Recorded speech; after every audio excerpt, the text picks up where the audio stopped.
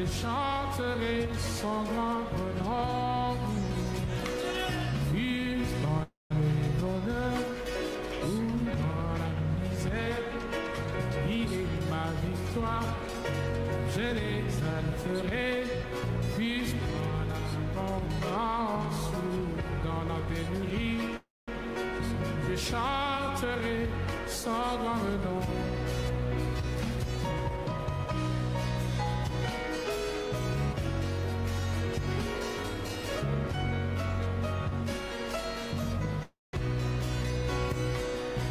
Jésus est mon divin rocher, je m'y poserai sans basculer. Il me gardera de soucis. En lui j'obtiens pleine assurance. Jésus est mon divin rocher, je m'y poserai sans basculer. Lui, il me gardera de soucis. À lui, j'obtiens pleine assurance. Il fut dans l'allégresse ou dans la souffrance, il est mon salut, je l'exalterai. Fut dans le succès ou dans la déception, je chanterai sa protection. Ah, fût dans l'allégresse ou dans la souffrance, il est mon salut, je l'exalterai. Fût dans le succès ou dans la déception, je chanterai sa protection.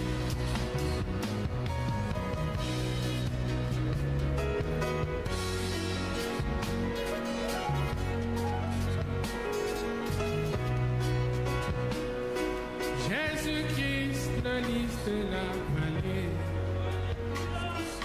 Alléluia. Alléluia.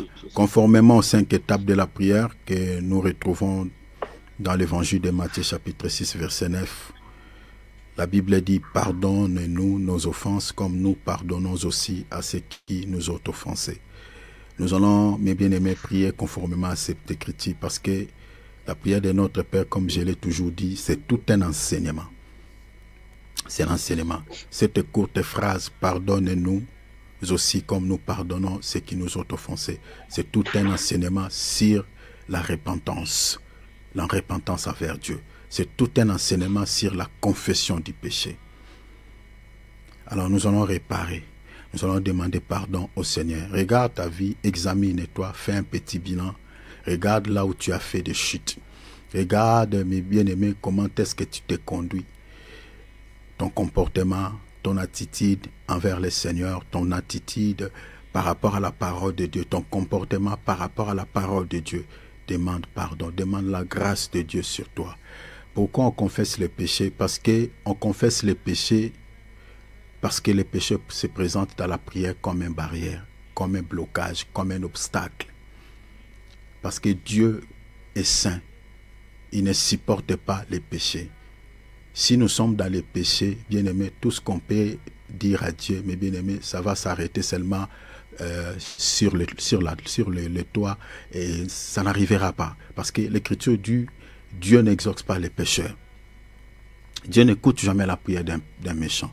Dans l'Ésaïe 59, le Seigneur dit, ce n'est pas ma main qui est courte pour vous sauver, mais ce sont vos crimes, ce sont vos fautes qui mettent une séparation entre moi et vous.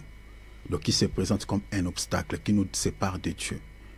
La raison pour laquelle le Seigneur, dans son amour, il a mis une piste de solution à notre disposition pour pallier à ces dilemmes, pour réparer avec lui. Il dit dans sa parole, venez et plaidons. Si vos péchés sont rouges comme la cramoisie, deviendront plus blanches que la neige. Voilà pourquoi nous allons réparer. Demande pardon à ton papa. Ne sois pas un hautain, ne sois pas un orgueilleux, parce qu'un orgueilleux s'en fiche complètement de Dieu, n'a pas besoin de confesser ses péchés. Le péché, c'est la transgression de la parole de Dieu. Si tu avais menti, mentir, c'est une transgression à la parole de Dieu. Tu étais tombé dans l'impudicité. L'impudicité, c'est une transgression à la parole de Dieu. Tu avais insulté quelqu'un. L'insulter, c'est une transgression à la parole de Dieu. Ça, c'est quelques types de péchés que j'ai cités qui transgressent le commandement de Dieu. Parce que la Bible nous interdit à poser tous ces mauvais actes.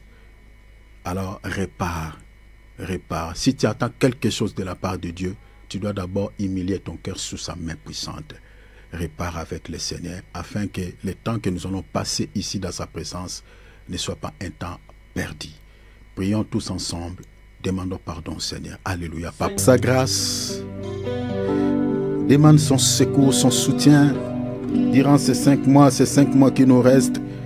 Demande que tu ne vives que sous la grâce de Dieu, que la grâce de Dieu t'accompagne dans tout ce que tu vas faire. Alléluia. Prie même pour ta spiritualité. Peut-être le bilan de ta santé spirituelle depuis que cette année a commencé n'est pas positif. Mais les 5 mois qui nous restent, prie le Seigneur que le bilan de ta santé spirituelle ne soit pas largement négatif. Parce que nous ne connaissons pas à quel moment l'enlèvement de l'Église interviendra. L'enlèvement de l'Église peut intervenir à n'importe quel moment. Comme nous sommes là dans la prière, dans la présence de Dieu, le Seigneur peut revenir. L'enlèvement de l'Église peut avoir lieu. Mais sachez-le bien, le Seigneur nous avait prévenu dans l'évangile de Matthieu 25. Il y a quelques chrétiens qui rateront l'enlèvement, selon cette écriture que je viens de vous donner. Les chrétiens qui rateront l'enlèvement, on les appelle les vierges folles. Qui dit vierge folle, c'est-à-dire, ce sont des chrétiens qui ont accepté Jésus-Christ dans leur vie comme Seigneur et Sauveur. Sont passés par les eaux des baptêmes. Ils prient Jésus. Ils ne prient pas un autre Dieu. Jésus est leur époux. Mais sauf que ce sont des chrétiens qui ne gardent pas vraiment la parole. Ils ont la connaissance de la parole de Dieu, mais qui ne vivent pas cette parole dans leur vie. Ils n'obéissent pas à la parole. Ces genres de chrétiens rateront l'enlèvement. Ce sont des chrétiens qui se ressemblent à l'arbre de la connaissance du bien et du mal. Sur un même arbre, on retrouve deux natures, la nature du bien et la nature du mal. Ils sont tantôt dans la lumière, tantôt dans les ténèbres, tantôt dans les péchés, tantôt dans la sainteté, Laodicée, ni chaud ni froid. Ni chaud ni froid. Voilà pourquoi, chers enfants de Dieu, il faut faire très attention. Il faut faire très attention. Examine-toi depuis janvier jusqu'à aujourd'hui, en ce mois d'août. Regarde un peu si ta vie relationnelle avec le Seigneur est en forme. Tu n'es pas tombé dans l'assoupissement des sommeils, comme les 5 vierges folles. Ils avaient des lampes, mais n'avaient pas l'huile. L'huile, c'est l'esprit, c'est la vie de l'esprit. Tu as la connaissance de la parole, mais est-ce que le Saint-Esprit en toi n'est pas triste, n'est pas éteint, n'est pas ôté? Peut-être il est triste. Il t'attend de pouvoir se repentir, de revenir sur le droit chemin, d'activer encore ta vie relationnelle avec Dieu. Tu es devenu trop froid. Tu te ressembles aux païens. La Bible dit, réveille-toi, toi qui dors parmi les morts. Les morts, c'est les païens, les gens qui n'ont pas Jésus dans leur vie, les gens qui n'ont pas la vie de Dieu. Réveille-toi, toi qui dors parmi les morts, et Christ t'éclairera. Tu attends vivre la lumière de Dieu dans ta vie. Il y a certains domaines dans ta vie qui sont bloqués. Les ténèbres envahissent certains domaines de ta vie. Tu as besoin de la lumière de Jésus. Que le Seigneur éclaire ces domaines, éclaire ton mariage, éclaire tes activités, éclaire tes projets. Mais la Bible dit, tu dois te réveiller du sommeil spirituel. Réveille-toi, toi qui dors, et Christ t'éclairera. C'est-à-dire, prie. Commencez à prier, cherchez Dieu par la prière. Cherchez Dieu par les jeûnes, par certaines disciplines, et tu verras la lumière de Jésus-Christ te visiter. Et n'oubliez pas, l'ennemi sème là où il y a le sommeil. Matthieu 13. Il a semé livré pendant que les gens dormaient. Réveille-toi des sommeils spirituels, parce que le sommeil spirituel n'a aucun avantage pour les enfants de Dieu. Ça donne l'avantage aux ennemis. Force-toi même quant à la chair. Force-toi de prier. Qu'est-ce qui prend place plus dans ta vie que ta vie d'intimité avec Dieu? Qu'est-ce qui est plus que Dieu dans ta vie? S'il y a quelque chose qui est plus que ton Créateur, qui est plus que la prière, qui est plus que la parole, alors remplace-la à la place de Jésus. Remplace-la à la place de la prière. Mais si dans ton cœur tu sais que la prière est plus que toute autre chose. Si je suis ce que je suis, c'est grâce à la prière. Si je suis ce que je suis, c'est grâce à la parole. La parole de Dieu est ma vie. La parole de Dieu est la source de mon succès, est la source de ma réussite. Alors attache-toi à la parole. Attache-toi à la prière. Mets Jésus avant tout. Mets Jésus avant toute chose dans ta vie. Oh, prie le Seigneur. Demande sa grâce. À partir de ce mois d'août, intensifie la prière. Reviens auprès de Dieu. Rapproche-toi encore du Père, comme tu ne l'as jamais fait. Demande sa grâce. Peut-être tu es dans la faiblesse. Quand tu commences à prier, tu sens envie d'arrêter. Peut-être tu somnoles pendant la prière. Mais quand tu navigues sur TikTok, quand tu navigues sur les réseaux sociaux, il n'y a pas le sommeil. Tu ne dors pas. Mais c'est seulement quand tu veux lire la parole. C'est seulement quand tu veux prier. Tu sens une sorte de la lourdeur au niveau de l'âme. C'est ça ce qu'on appelle l'assoupissement des sommeils. Ça se manifeste même physiquement. Demande la grâce de Dieu. Tu ne peux réussir, cher enfant de Dieu, si tu perds la vie des prières. Les sorciers que nous avons dans nos familles, ces agents des mondes des ténèbres, sauront, même de loin, ils verront que ton aura, cette lumière, est en train de s'éteindre. Ils se rapprocheront. Faites attention. Augmente ta vie de prière, ta vie d'intimité avec Dieu. Prions s'il vous plaît. Acclamons le roi des rois, acclamons notre Dieu, donnons-lui gloire par les acclamations. Alléluia, il est merveilleux, il est magnifique. Gloire et l'honneur reviennent à Jésus-Christ. Voilà, chers enfants de Dieu, nous sommes dans l'école de Béry. Voilà. Donc, nous sommes en train de partager sur notre grand thème, sur ce qu'il faut absolument savoir sur la véritable doctrine chrétienne et sur les fausses doctrines qui détournent les croyants, qui s'allient. Voilà, nous allons lire un texte biblique, l'épître de 1 Jean chapitre 4, verset 6. La Bible dit, « Nous sommes des dieux. Celui qui connaît Dieu nous écoute. » Celui qui connaît Dieu nous écoute. L'apôtre Jean dit, nous sommes des dieux. Bien-aimés, suivez-moi attentivement parce que je toucherai ici une portion révélationnelle. Vraiment, suivez-moi très bien, s'il vous plaît, parce que je vais monter un tout petit peu dans les zones de turbulence, mais je descendrai. Nous sommes des dieux. Celui qui connaît Dieu nous écoute. Celui qui n'est pas de Dieu ne nous écoute pas. Donc vous voyez que ce texte est tellement limpide, est tellement clair. Donc, dans ce monde tel que nous sommes là, chers enfants de Dieu, il y a ceux qui sont de Dieu et ceux qui ne le sont pas. C'est ça ce qui est dit dans cette écriture. Il dit, nous sommes des dieux. Alingala biso toza ya nzambe. Les Congolais aiment dire comme ça, aiment dire souvent comme ça. Biso toza ya nzambe, c'est ça, c'est biblique. Vous allez appeler nzamba solo, que tu sois aussi de Dieu également. Parce que dans nos assemblées, même les sorciers disent comme ça. Nous sommes de Dieu. Celui qui connaît Dieu, celui qui connaît Dieu, ou celui qui a la connaissance de Dieu, nous écoute. Nous écoute. Mais l'apôtre Jean dit, celui qui n'est pas de Dieu. Donc dans ce monde tel que nous sommes là, il y a des gens qui ne sont pas de Dieu. Voilà pourquoi mon frère, ma sœur, ici un petit conseil que je vous donne. Ne faut pas vivre selon l'autre. Ne faut pas vivre selon l'autre. Ne te comporte pas selon, voilà, ton ami, voilà, parce que lui, il a fait ceci, moi aussi, je vais faire ça. Ne suivez pas personne, ne suivez pas quelqu'un qui se laisse entraîner ou se laisse fouguer dans le mal. Ne te comporte pas comme l'autre. Ici, je parle en termes du mal.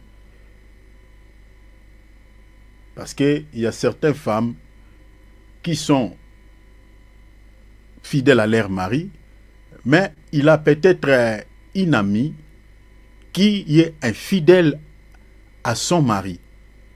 Et lui aussi, voilà, il cherche à tromper aussi son mari.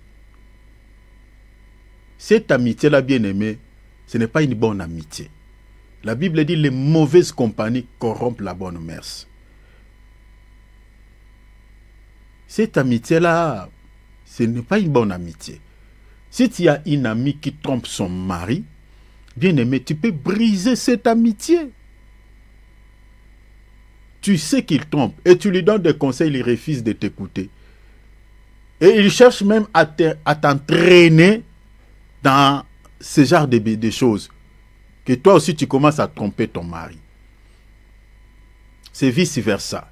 Il y a aussi des hommes qui trompent leurs femmes. Ici, surtout les hommes, n'en parlons pas. N'en parlons pas.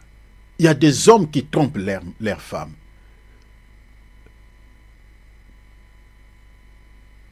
Si tu as un ami qui aime tromper sa femme, bien aimé, cette amitié-là n'est pas une bonne amitié. Ce n'est pas une bonne amitié. Pourquoi? Parce que dans ce monde, nous avons certaines personnes qui ne sont pas de Dieu, qui n'appartiennent pas à Dieu. Le même apôtre Jean, si vous lisez par exemple dans Jean 1, l'épître de 1 Jean chapitre 3, je crois verset 9, il dit quelque chose, il dit, un enfant de Dieu ne pêche point, parce que la sémence de Dieu demeure en lui. L'apôtre Jean dit, c'est par là que se font reconnaître les enfants de Dieu et les enfants du diable. C'est-à-dire, tel que nous sommes là dans ce monde, chers enfants de Dieu, il y a des gens qui ne se convertiront pas. Même si vous prêchez la parole de Dieu, comment ils ne se convertiront pas? Parce que, de par leur nature maléfique, de par leur nature, ils ont la sémence de Satan. Ils ont une nature maléfique en eux. Ils ne se repentiront pas. Rappelez-vous, je vous avais parlé ici sur 25 signes pour reconnaître une personne sorcière. Je vous avais parlé de gens qui ont la nature maléfique, celle de Satan. Il y a aussi des gens qui ont la nature divine, celle de Jésus.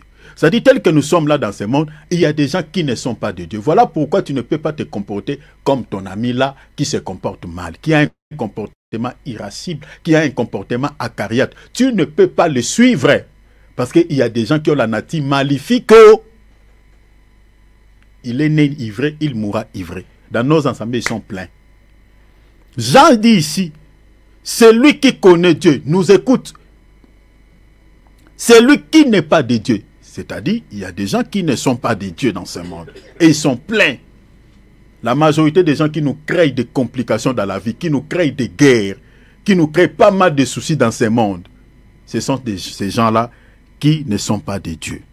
Mais c'est la partie suivante qui nous intéresse. Il dit, c'est par là que nous connaissons l'esprit de la vérité et l'esprit de l'erreur. C'est-à-dire, celui qui connaît Dieu, il est conduit par l'esprit de la vérité. Celui qui n'est pas de Dieu, il est conduit par l'esprit de l'erreur. Donc, les ivrés déjà sont conduits par l'esprit de l'erreur. Je nous avais parlé ici de l'esprit de la vérité et l'esprit de l'erreur. L'esprit de la vérité, c'est le Saint-Esprit. Selon quelle écriture? Selon Jean, l'évangile de Jean, chapitre 16, verset 13. Et puis lisez toujours Jean, chapitre 14, verset 17, chapitre 14, verset 17, virgule 26. Vous pouvez également lire l'épître de 1 Jean, chapitre 2, verset 20, virgule 27. Donc l'esprit de la vérité, c'est le Saint-Esprit. Et une personne qui est conduite par l'esprit de la vérité, bien aimé, ne peut qu'être de Dieu. Comme l'apôtre Jean dit, il dit, celui qui est de Dieu nous écoute. Et ce sont ces gens-là qui nous écoutent, nous là. Parce que moi, tel que je suis là, je suis de Dieu. Je suis de Dieu.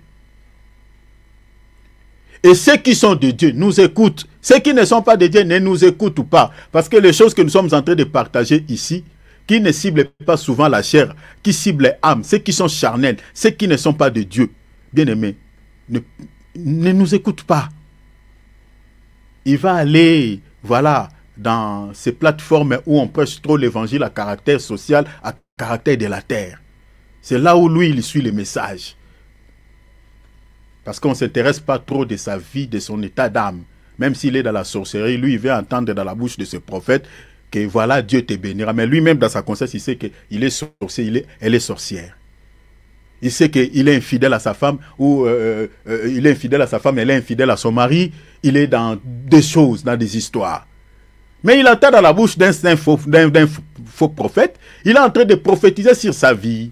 Ma sœur, je suis en train de voir que Dieu te bénira avec un RAV 4x4, voilà, avec ceci, avec cela.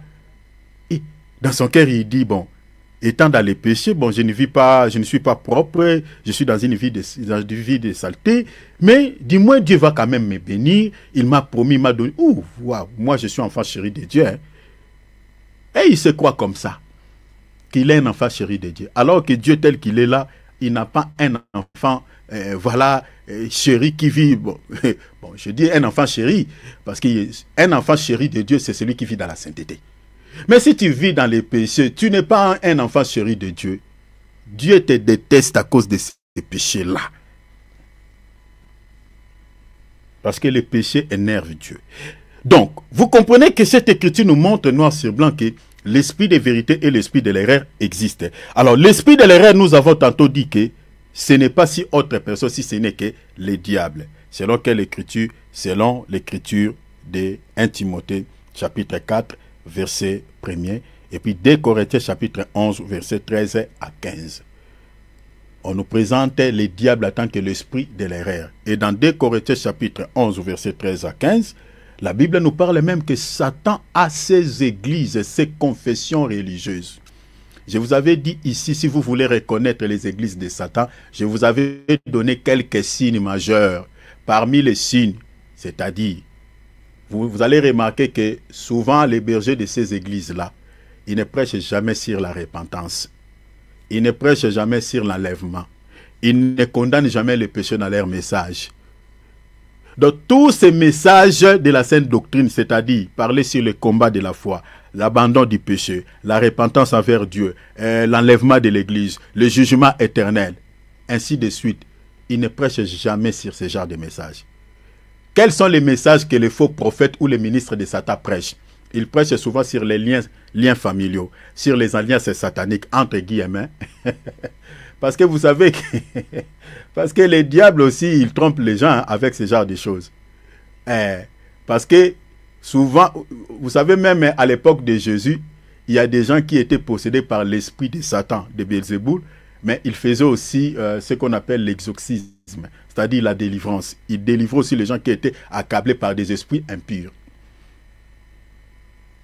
En réalité, ils ne délivraient pas, mais ils donnaient juste l'ordre à ces esprits, non, d'abandonner cette personne, mais ils injectaient d'autres soucis dans la vie de ces personnes-là. C'est-à-dire, ils enlèvent ceci, mais ils les remplacent par l'autre.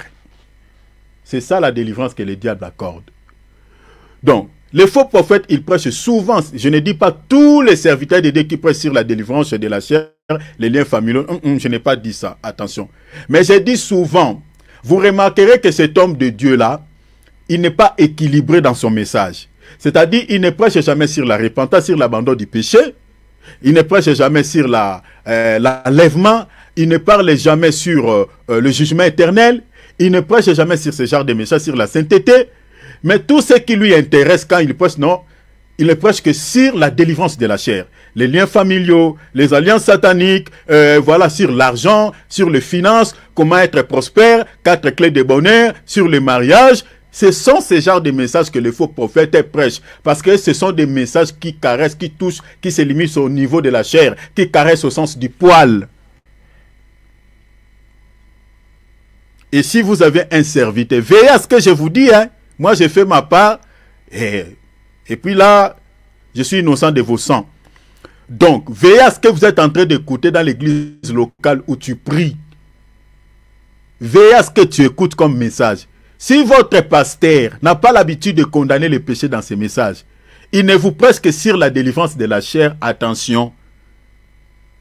Parce que selon 2 Corinthiens chapitre 11 verset 14 à 15, la Bible dit que les ministres de Satan se déguisent en ministres de Christ. C'est-à-dire, ils ne se présentent pas devant vous en tant qu'envoyés de Satan. Non. Ils se présentent comme s'ils sont envoyés par le Seigneur Jésus-Christ. Ils parlent de Jésus dans leur bouche. Et c'est ça ce qui trompe beaucoup de chrétiens. Ils vous parlent de Jésus. Mais sauf que vérifiez leur doctrine. Vous allez voir qu'il y a certaines pratiques dans cette église-là qui ne se conforment pas à la saine doctrine. C'est pour cela que je vous dis de suivre cet enseignement parce que parmi les 23 grandes lignes que nous avons établies pour vous partager ici, on parlera sur beaucoup de choses. Vous allez comprendre beaucoup de choses. Beaucoup de pratiques dans nos églises n'ont rien à voir avec la saine doctrine. Donc c'est l'ennemi qui a mis ça en place. Alors, j'avais dit tantôt que un serviteur de Dieu qui est conduit par l'esprit de la vérité ne peut pas prêcher de fausses doctrines. C'est ça même ce que l'apôtre Paul affirme dans l'épître de 1 Thessaloniciens chapitre 2 versets 3 à 4. L'apôtre Paul dit ceci, que notre prédication ne repose ni sur l'erreur, ni sur l'erreur, ni sur les motifs impurs. Vous savez, les motifs impurs, c'est quoi? Quand votre pasteur ou le berger de votre église commence à vous vendre, par exemple, de l'huile, entre guillemets, c'est-à-dire l'huile bénie. Il prie pour l'huile et puis il commence à vous vendre. C'est ça ce qu'on appelle les motifs impurs. C'est-à-dire les motifs qui l'animent de pouvoir vendre cette huile alors il était censé de donner ça gratuitement, mais lui, il vous vend. Les motifs, c'est quoi? C'est de soutirer de l'argent de vos poches, mais de manière systématique. Il est allé acheter, entre guillemets, l'huile d'olive, et puis il a prié pour cette huile, il a distribué ça dans des petites bouteilles, et puis il dit que non, c'est une huile sainte. Si tu es malade, tu achètes cette huile, tu appliques sur ton corps, tu seras guéri. C'est ça ce qu'on appelle les motifs impurs. Alors que la Bible dit, vous avez reçu gratuitement, donnez gratuitement. Quand on commence à vous vendre, entre guillemets, les calendriers prophétiques, c'est ça les motifs impurs. Quand la délivrance devient payante, c'est ça les motifs impurs. Quand on commence à vous dire que non, on ne vous demande pas l'argent avant de passer à la délivrance, mais on vous demande juste l'argent pour louer un local, louer une maison, là où on va faire les services de délivrance parce qu'à l'église, on n'a pas de place. Ce sont des arguments comme ça que ces gens-là donnent. C'est ça les motifs impurs. Alors l'apôtre Paul nous dit, notre prédication ne repose ni sur l'erreur, ni sur des motifs impurs, ni sur la fraude. Aujourd'hui, il y a certains serviteurs de Dieu qui sont impliqués dans l'escroquerie. Un serviteur escroc. Notre bien-aimé David, comme il est là, il est victime d'un faux pasteur qui l'avait demandé le sou, le dépanner. Il avait dépanné cet homme de Dieu avec beaucoup de sommes d'argent. Plus de 5 000 €. Je vous dis que ça fait plusieurs années, ce soi-disant homme de Dieu refuse de payer, de rembourser l'argent de notre frère. Et qu'est-ce que vous allez dire par rapport à ces genres des hommes de Dieu? Est-ce qu'il connaît Dieu? Est-ce qu'il sert Dieu? C'est un escroc évangélique. Ce sont des gens, ces genres de personnes qui nous compliquent un peu la vie dans les choses de Dieu. Donc, vous comprenez que un serviteur de Dieu qui est animé par l'esprit de vérité ne peut pas prêcher, ne peut pas être animé par l'esprit de l'erreur, peut prêcher des fausses doctrines. Mais aujourd'hui, j'aimerais ajouter un élément. Bien-aimé Philippe, aidez-moi avec la lecture, s'il te plaît. Prenons Luc, notez Luc chapitre 24.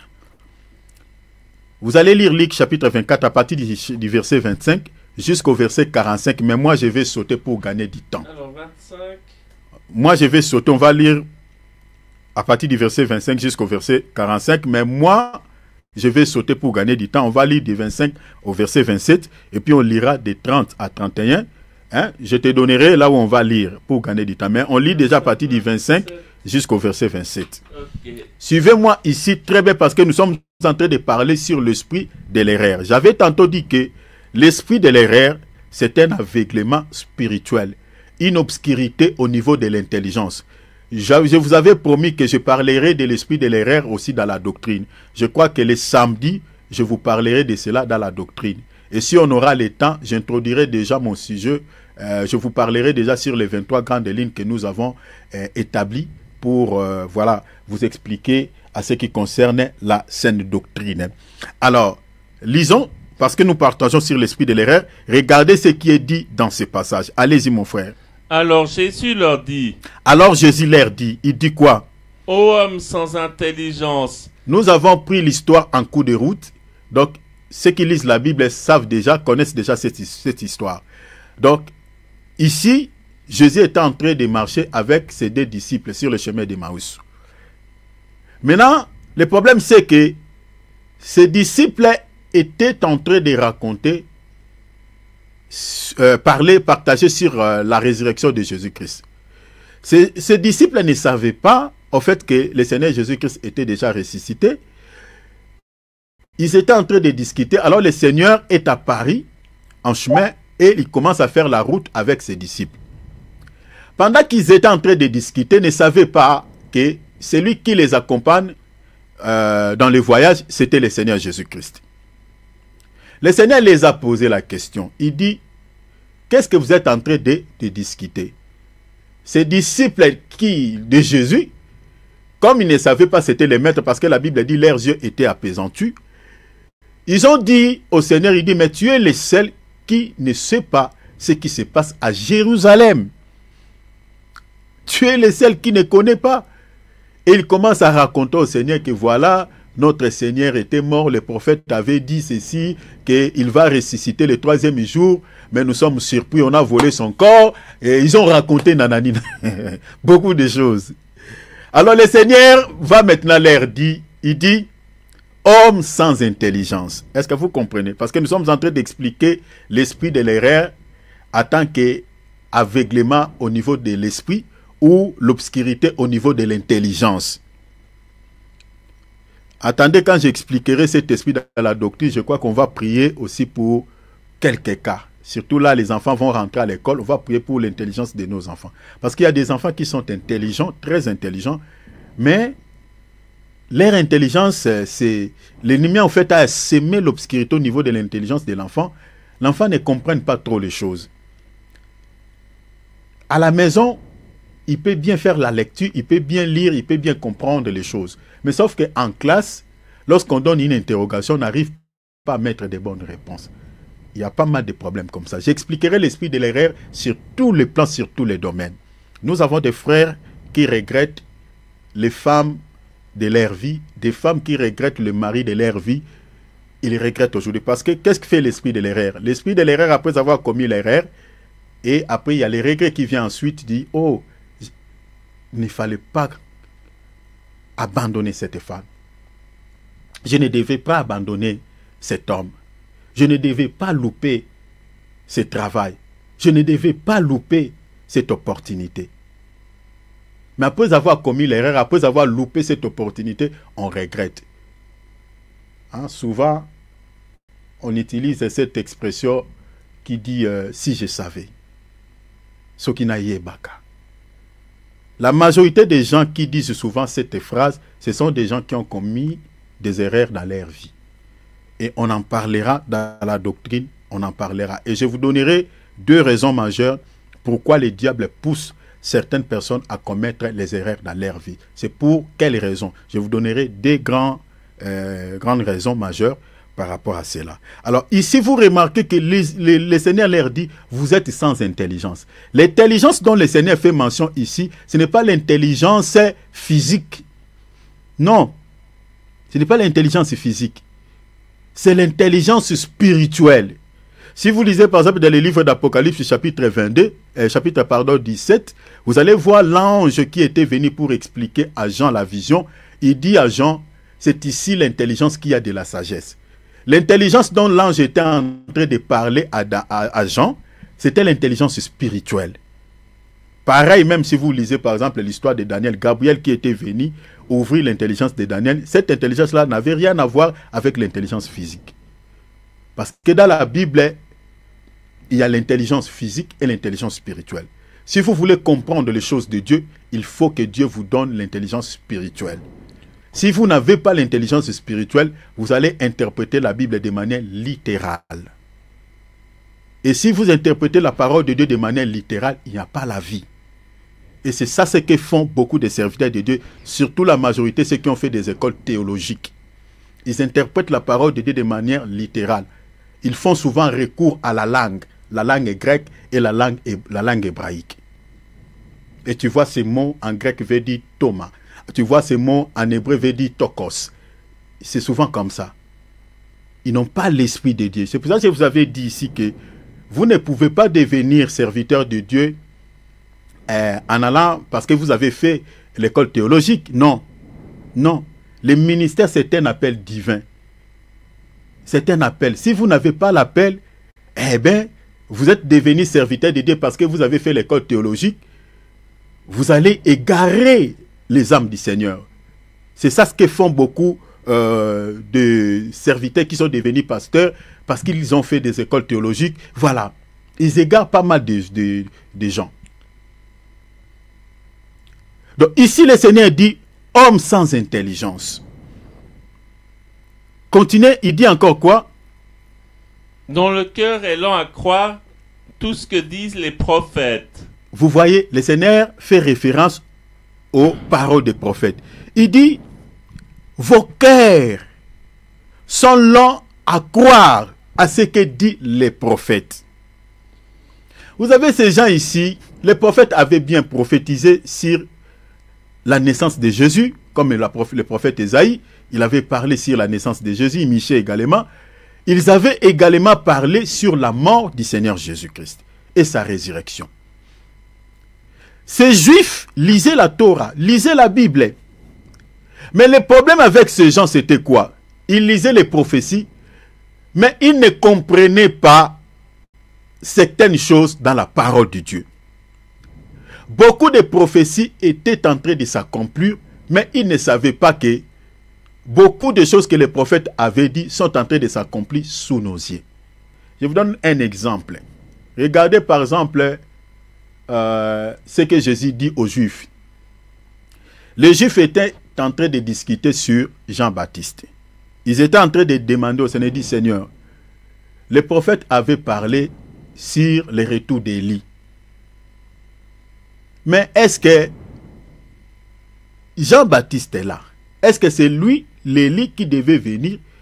Ou voilà. Ils avaient posé au Seigneur une question comme ça. J'ai oublié exactement la manière dont ils avaient formulé cette question. Mais c'était en rapport avec le retour d'Élie. Le Seigneur va leur dire, Élie était déjà venu. Il était déjà venu. Et la Bible dit que le Seigneur parlait de Jean-Baptiste. Donc vous voyez que ici, nous avons une prophétie qui était déjà accomplie, mais les enfants de Dieu, les Juifs, lisaient les prophéties, mais ne savaient pas que cette prophétie, à ce qui concerne le retour d'Élie, était bel et bien accomplie. C'est pareil avec ses disciples sur le chemin d'Emmaüs. Jésus devait naître, devait mourir et ressusciter. Cette prophétie s'est accomplie telle que les prophètes avaient annoncé, mais ses disciples étaient en train de discuter, ne sachant pas que Jésus qui était mort devait revenir à la vie. Ils étaient en train de discuter, ils pensaient qu'on a volé le corps de Jésus. Et cette attitude, c'est la même attitude que beaucoup de chrétiens aujourd'hui ont. Beaucoup de prophéties à ce qui concerne le retour du Seigneur Jésus-Christ sont bel et bien accomplies. Mais beaucoup de chrétiens ne savent pas. Peu de chrétiens qui le savent.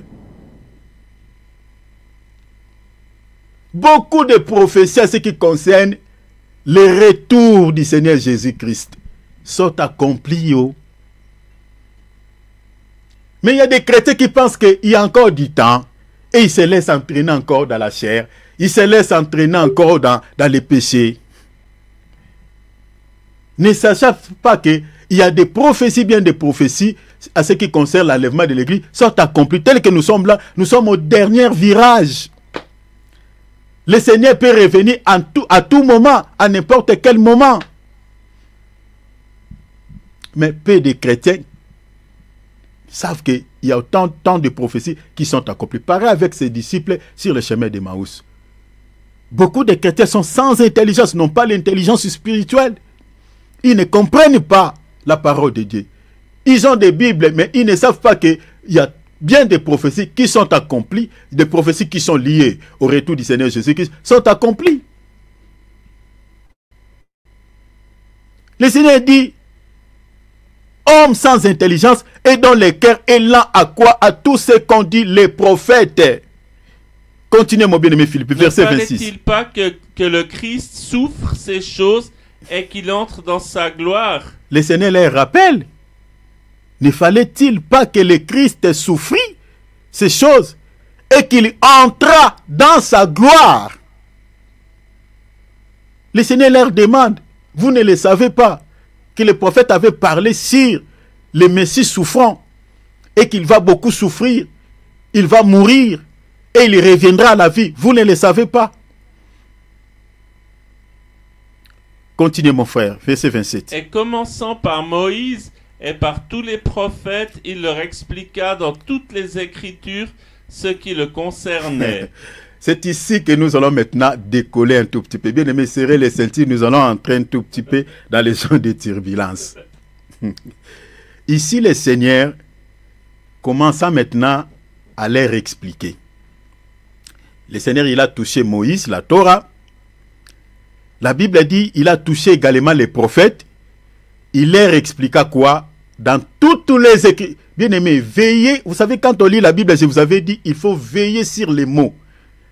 La Bible dit, bien aimé David, connecte maman, viens s'il te plaît mon frère. Le Seigneur dit, la Bible dit, le Seigneur leur expliqua, pas en récupérant une portion des Écritures, non. Dans toutes les Écritures. Ça c'est magnifique. Dans toutes les Écritures, quoi? Ce qui les concerne. Vous voyez que dans toute la Bible, il est question de qui? De Jésus, n'est-ce pas? Vous voyez, hein? Est-ce que vous avez vu quelque chose ici? Amen. Vous voyez? Dans toutes les Écritures, ce qui les concerne. Donc, c'est-à-dire de Genèse à Apocalypse, il est question de Jésus. Vous voyez ici maintenant même la doctrine de la Trinité, ça tombe caduque, non? Parce que de Genèse à Apocalypse, il est question de lui. Toutes les Écritures, il est question de lui. On ne dit pas que non, il y a un autre Père à côté, et l'Éternel. Il faut parler aussi de l'Éternel, parler aussi du Saint-Esprit. Il est question de lui. C'est lui-même l'Éternel, c'est lui-même le Saint-Esprit. Oh.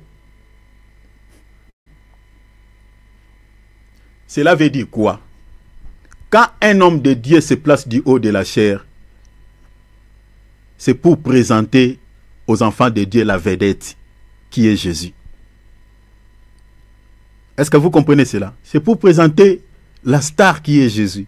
Ce n'est pas de nous parler autre chose. On n'a pas besoin que tu nous présentes. Dans toutes les Écritures, la Bible dit, il est question de lui. Ne nous passez pas le temps à nous parler de ton voyage que tu avais effectué en Singapour, aux États-Unis d'Amérique, à Miami. Non. La Bible que tu détiens là, présente-nous le Seigneur.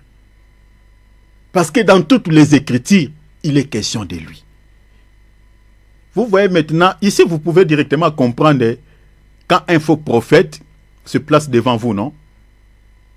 Quand on vous passe tout le temps, on est en train de vous parler que sur les mariages. On est en train de vous parler que sur les choses de ce monde. Vous comprenez que ces gens-là, ce ne sont pas des gens qui sont mandatés par le Seigneur. Parce qu'un vrai serviteur de Dieu, quand il se place du haut de la chaise, il tient la Bible. C'est pour parler de celui dont il est question dans les Écritures. Même Jésus lui-même, il a dit dans l'épître aux Hébreux, chapitre 10, verset 7. Il dit, je viens avec le rouleau du livre dont il est question de moi. Ici, Jésus est en train d'expliquer les disciples sur le chemin d'Emmaüs. Dans toutes les Écritures, il a touché Moïse, il a touché tous les prophètes. Ils étaient en train d'effectuer un voyage bien-aimé, ils parcouraient quelques kilomètres. Et le Seigneur a saisi cette occasion pour leur expliquer les choses de Dieu. Au fait, de ce qui les concerne. C'est-à-dire un vrai ministre de Dieu qui est mandaté par Christ. Lorsqu'il se place devant les enfants de Dieu, ce n'est pas pour présenter aux enfants de Dieu quoi que ce soit, à part le Seigneur Jésus-Christ. Parce que c'est de lui qu'il est question dans toute la Bible. C'est de lui. Dans toute la Bible.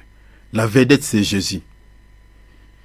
La vedette, c'est Jésus. L'évangile doit être centré sur lui et non sur autre chose. Et non sur autre chose.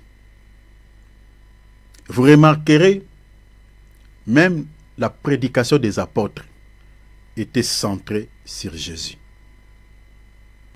Même la prédication des apôtres était centrée sur Jésus.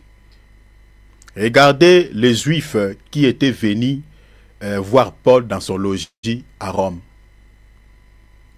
Vous allez voir que la Bible dit quoi?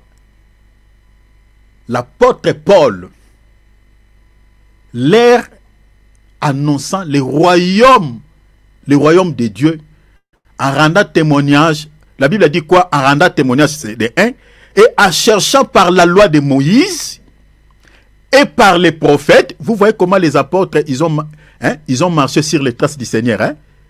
Dans le même mouvement qu'on retrouve sur le Seigneur pour expliquer les disciples sur le chemin d'Emmaüs sur ce qui les concerne. La Bible dit que le Seigneur, il a touché Moïse et les prophètes. C'est ça ce qu'on retrouve même chez l'apôtre Paul. Lisez Actes 28, 23. La Bible dit l'apôtre Paul, annonçant le royaume de Dieu, en rendant témoignage et en cherchant par la loi de Moïse et par les prophètes, en les persuadant de ce qui concerne Jésus. L'apôtre Paul n'a pas eu d'autre motivation. Il a marché que sur les traces de son maître. C'est pour cela, Paul, quand il disait que je suis imitateur de Christ, c'est ça, bien-aimé. C'est ça, Acte 28, 13. Il a récupéré la loi et les prophètes. Il a parlé à ces Juifs qui étaient venus les rendre visite dans son logis à Rome, à ce qui concerne Jésus. Posez-vous la question, pourquoi les ministres que nous avons aujourd'hui, quand ils détiennent la Bible, au lieu de présenter aux enfants de Dieu Jésus, ils commencent à présenter aux enfants de Dieu le Dieu maman, le Dieu des richesses? Posez-vous la question. Posez-vous la question, chers enfants de Dieu. C'est très inquiétant. C'est ça, au fait, la situation que nous retrouvons aujourd'hui dans nos églises. Dans toute la Bible, il est question du Seigneur Jésus-Christ, pas quelqu'un d'autre. Donc vous remarquez ici, le Seigneur, la Bible dit, leur expliqua la parole, ce qui les concerne. Mais, regardez, malgré toutes les explications que le Seigneur leur donnait, leur intelligence restait dans l'obscurité. Leurs yeux étaient toujours fermés. Malgré toutes les explications que le Seigneur leur avait données, leur intelligence restait dans l'obscurité. Leurs yeux étaient toujours apaisantis, étaient toujours fermés. Mais pour que les écailles tombent de leurs yeux, suivez-moi ici très bien, je commence à monter un tout petit peu. Pour que les écailles tombent de leurs yeux, il a fallu quoi? Il a fallu un mouvement. Regardez ce mouvement. Je suis en train de monter avec moi. Il a fallu un mouvement. Et le mouvement, c'était quoi? S'asseoir sur la table. C'était ça le mouvement. Suivez bien ce mouvement. S'asseoir sur la table. Bien-aimé Philippe, lis-moi ça. Lis-moi la portion qui est restée, le verset 27. Non, pardon, lis-moi le verset 30. Le verset 30. Pendant regardez ce mouvement. À table avec eux, il prit le pain. Pendant qu'il était à table avec eux, Continuez. Il prit le pain. Il prit le pain. Et après avoir rendu grâce, Et après avoir rendu grâce, regardez, il le rompit. le Seigneur va faire un mouvement. Et Il le va leur donna. briser le pain et le Seigneur va leur distribuer. Le verset 31, la Bible dit quoi?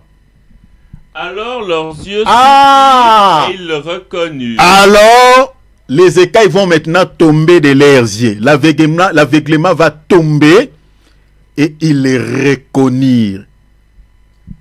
Mais la Bible dit quoi? Mais il disparut de devant eux. Parce que la mission était accomplie. Parce que les besoins, le Seigneur voulait tout. Bien aimé ça, on peut faire des séminaires et des séminaires avec cette portion de les versets 30 là. Donc, toutes les explications que le Seigneur leur donnait pendant qu'ils étaient en train de marcher à ce qui les concernait, la Bible dit quoi? Ses disciples, leurs yeux étaient toujours apaisantis. Ils ne voyaient pas le Seigneur. Ils ne voyaient pas le Seigneur. Les écailles étaient toujours sous leurs yeux. Mais les écailles tombent quand? Les écailles vont tomber de leurs yeux lorsqu'ils vont s'asseoir maintenant sur la table.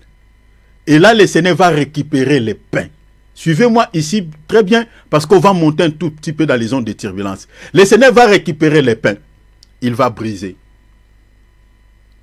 Un repas, les pains, le Seigneur va leur distribuer. Du pain. Bien aimé, la Bible dit lorsqu'ils ont pris du pain, ils ont mangé du pain. La Bible dit quoi? Leurs yeux s'ouvrent. Ils reconnurent directement le Seigneur. Ils disent waouh! Mais c'est le Maître. C'est le Seigneur. Chers enfants de Dieu, quelles leçons spirituelles pouvons-nous tirer ici par rapport à l'esprit de l'aveuglement? Vous voyez que ces gens, quand le Seigneur dit qu'ils sont sans intelligence, manque d'intelligence ou manquer l'intelligence ici, c'est l'aveuglement. Est-ce que vous comprenez cela? C'est l'aveuglement au niveau de l'âme. Ils marchent avec le Seigneur, mais ne savaient pas que celui qui était en train de marcher avec eux, c'était lui. Ils n'avaient pas les yeux pour voir le Seigneur. Mais la Bible dit quand le Seigneur va récupérer les pains, remplacer déjà les pains ici d'avocat pain, la parole, ou l'enseignement pur. Quand le Seigneur va briser les pains ici c'est quoi? Briser les pains c'est l'explication. Parce que quand on récupère une écriture, on récupère la parole, une écriture, tu ne peux pas donner l'écriture telle que tu l'as pris, telle que tu l'as récupérée aux enfants de Dieu. Il faut l'expliquer, il faut l'interpréter pour que les enfants de Dieu puissent voir le Maître, puissent voir Jésus. Parce que si l'écriture n'est pas interprétée, les gens n'auront pas la vie, parce que la vie c'est Jésus. Les gens ne verront pas Jésus, les gens n'auront pas la vie. Parce que quand on est en train d'interpréter la parole, tant que le pain n'est pas brisé, bien aimé, on n'a pas la vie. C'est ça ce que le bien-aimé Philippe a dit tout à l'heure. Les écritures tuent, mais l'esprit vivifie. L'esprit, c'est lui le Seigneur. Est-ce que vous voyez cela? Donc, briser le pain, c'est l'explication de l'écriture. Et c'est ça ce qui nous permet de pouvoir comprendre, de pouvoir voir le Seigneur passer dans les Écritures. Et à ce moment-là, quand on les voit, on a la vie. Mais qui peut nous aider à comprendre bien la parole? Qui peut nous aider à interpréter la parole? C'est le Seigneur lui-même. Parce que ici, on voit que les disciples n'avaient pas reconnu le Seigneur pendant qu'ils étaient en train de marcher avec lui. Mais quand le Seigneur a récupéré les pains, le Seigneur a rempli les pains, leur donne, la Bible dit, leurs yeux vont s'ouvrir. Ils ont reconnu le Seigneur. Bien-aimés, aujourd'hui, beaucoup de serviteurs de Dieu ne voient pas Jésus dans les Écritures, c'est à cause d'une seule chose, l'aveuglement spirituel. Voilà pourquoi il présente aux enfants de Dieu autre chose que le Seigneur. Autre chose que le Seigneur.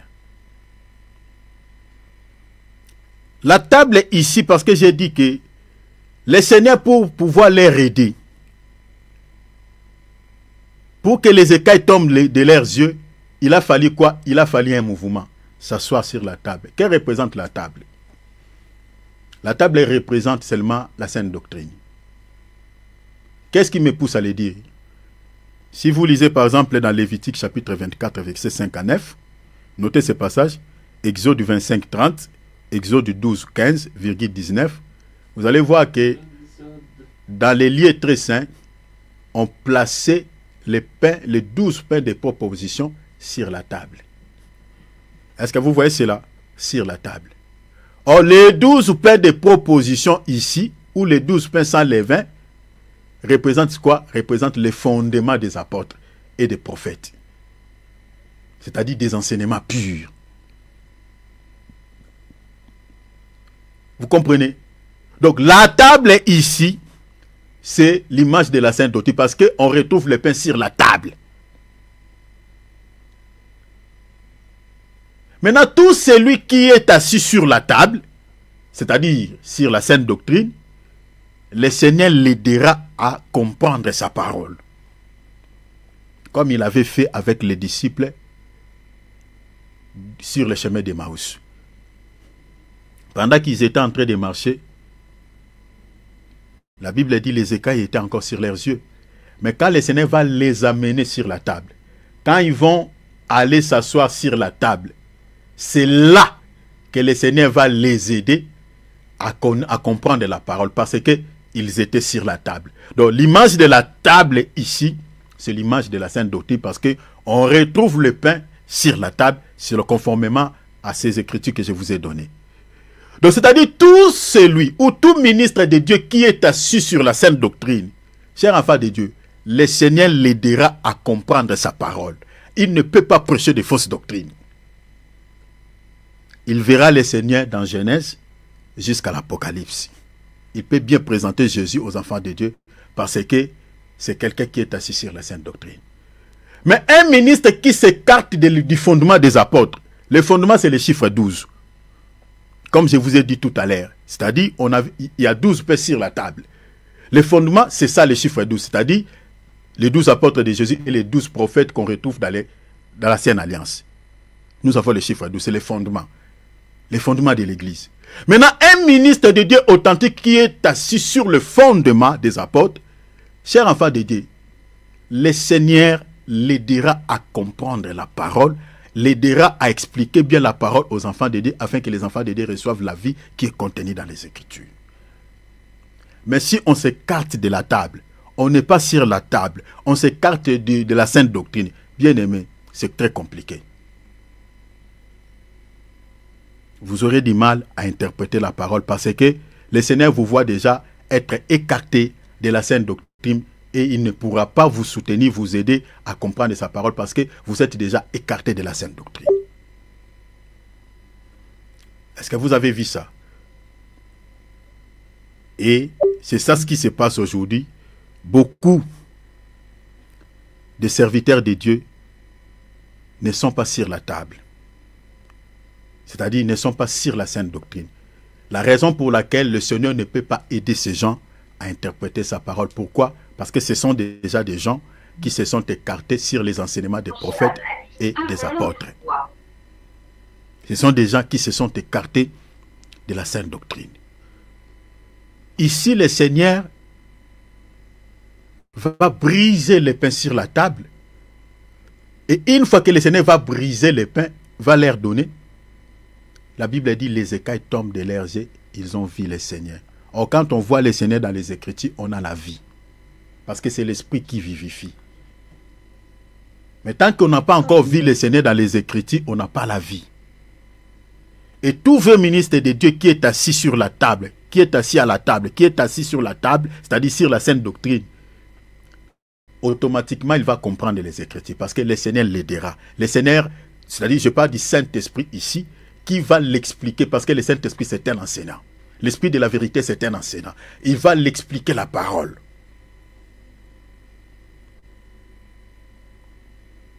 Mais retenez une chose. Vous avez, la table est toujours fabriquée avec 4 pieds. La majorité des tables pour une bonne équilibre. Parce que, vous savez, dans la Bible, il faut expliquer aussi toutes choses. Voilà. Souvent, parce que si vous regardez les tables qu'on avait placées dans les lieux saints, ces tables-là, il y avait au moins 4 pieds. Selon le modèle que le Seigneur avait donné. Maintenant, qu'elle représente maintenant les 4 pieds de la table? Parce que ici, si je vais montrer très loin dans les zones de turbulence, on parlera des 4 femmes de Jacob. Mais je n'aimerais pas aller trop loin là-bas. Mais ici, retenez que les pains qui sont posés, si maman Gabriel, mets ton micro à mode silencieux, s'il te plaît, maman. Merci beaucoup. Le pain de propositions qui sont posés sur la table, je dis que c'est l'image de la Sainte Doctrine. Les 4 pieds de la table n'est pas si autre chose si ce n'est que les 4 différentes manières d'interpréter la parole. Selon quelle écriture? Selon l'épître de 1 Corinthiens, chapitre 14, verset 6. Parce que la parole de Dieu peut être interprétée dans 4 différentes manières qu'on retrouve dans la Bible. On peut interpréter la parole dans la révélation. On peut également interpréter la parole de Dieu dans la prophétie. On peut interpréter la parole de Dieu dans la connaissance et puis dans la doctrine.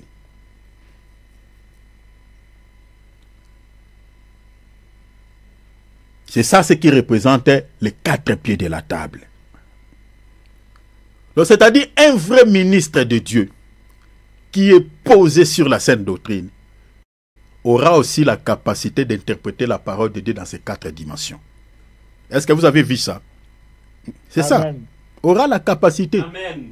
Mais aujourd'hui, nous avons certains ministres de Dieu, chers enfants de Dieu, qui ne sont pas capables d'interpréter la parole de Dieu dans ces 4 différentes manières. Si vous n'avez pas l'appel au ministère, vous aurez du mal à interpréter la parole de Dieu dans ces 4 dimensions.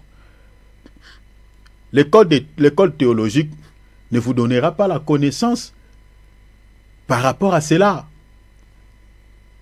Non.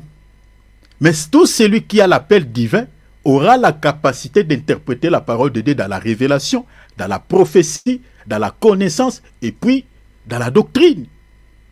Vous savez, il y a certains... Un jour, j'ai parlé avec un serviteur de Dieu à ce qui concerne les prophéties bibliques. Je voulais que ce serviteur puisse intervenir et à touchant les prophéties bibliques. Vous savez, cet homme de Dieu m'a dit, il dit, papa, moi, dans ce terrain-là, je n'entre pas. C'est très compliqué pour moi.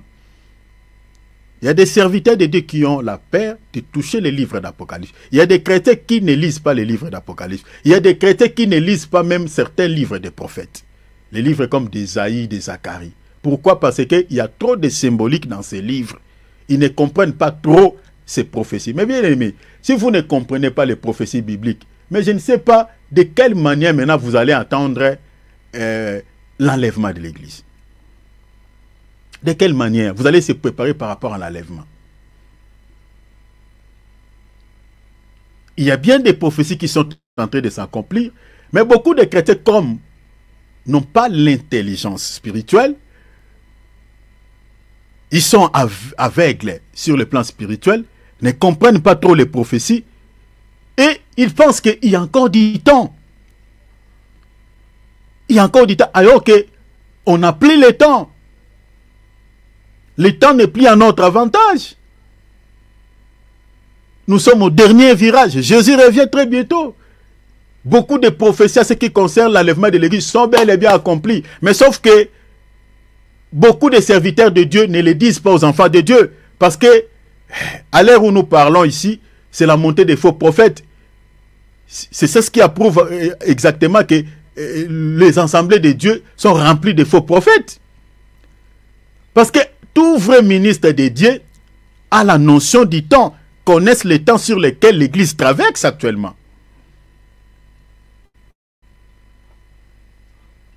Les prophéties, c'est que le Seigneur avait dit ceci avant son retour. Je vous donne quelques signes pour que vous puissiez comprendre. Le Seigneur avait dit avant son retour, il avait parlé, lisez Matthieu 24 à partir du premier verset. Il avait parlé, si vous voulez connaître les signes du temps de la fin. C'est-à-dire, les temps de la fin, parce que nous avons plusieurs temps de la fin. Nous avons, il y a aussi les débuts du temps de la fin. Donc, chaque fin de temps a un début ou a un commencement. A un commencement, a un début. Parce qu'il faut comprendre que la nation d'Israël a aussi un début de temps, a aussi un fin de temps. L'Église a aussi un début de temps, a aussi une fin de temps. Le monde auquel nous vivons a aussi un début de temps, a aussi une fin de temps. Est-ce que vous voyez? Donc nous avons plusieurs débuts de temps, nous avons également plusieurs fins de temps. Mais maintenant, la fin des temps par rapport à l'Église, selon Matthieu 24, mes bien-aimés, le temps, en fait, le temps est fini, est quasiment fini. Regardez, le Seigneur avait parlé avant son retour. Il avait parlé sur la destruction du temple. La destruction du temple. Cette prophétie s'est accomplie depuis le 15 mai 1948. Par la main du général Titus.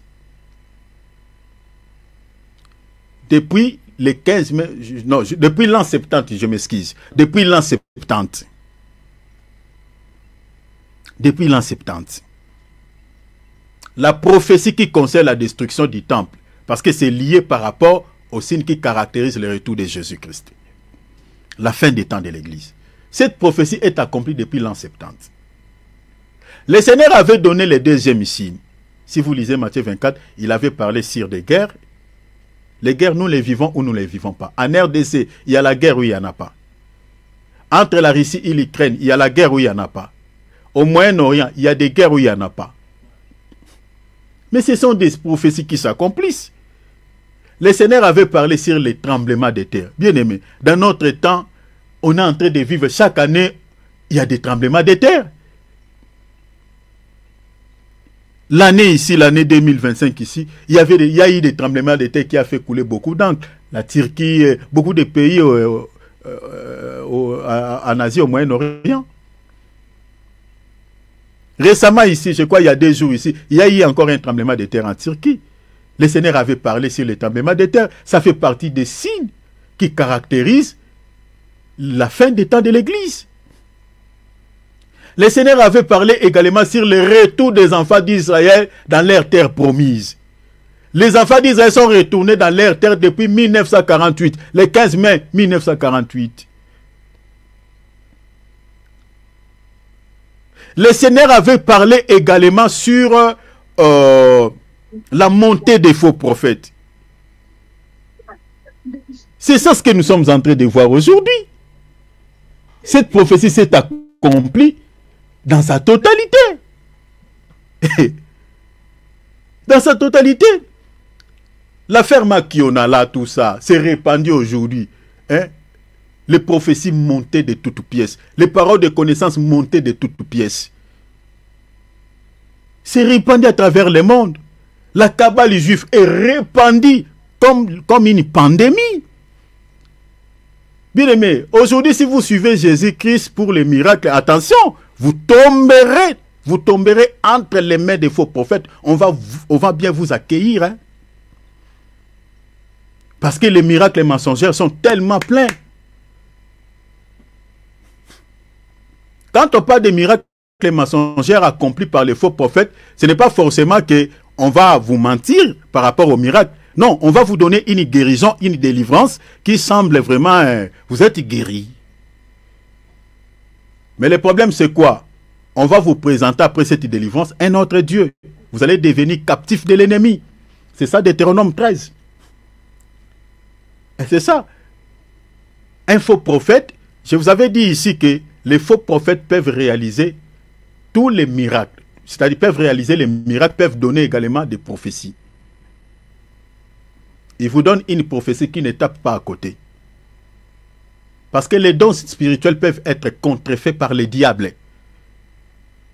Les dons de 1 Corinthiens 12, là, les diables peuvent les imiter. Lisez Acte 16, non? La femme là qui avait prophétisé sur les apôtres, est-ce qu'elle avait menti ou elle avait dit la vérité? C'est qu'elle avait dit là. Elle disait aux gens que ces hommes-là que vous voyez sont des ministres du Dieu très haut. La femme là ne connaissait pas Paul physiquement, ne connaissait pas Barnabas physiquement. Mais ce qu'elle avait dit par l'esprit de Python, c'était authentique. Mais sauf que l'esprit sur lequel cette femme prophétisait, ce n'était pas l'esprit de Dieu.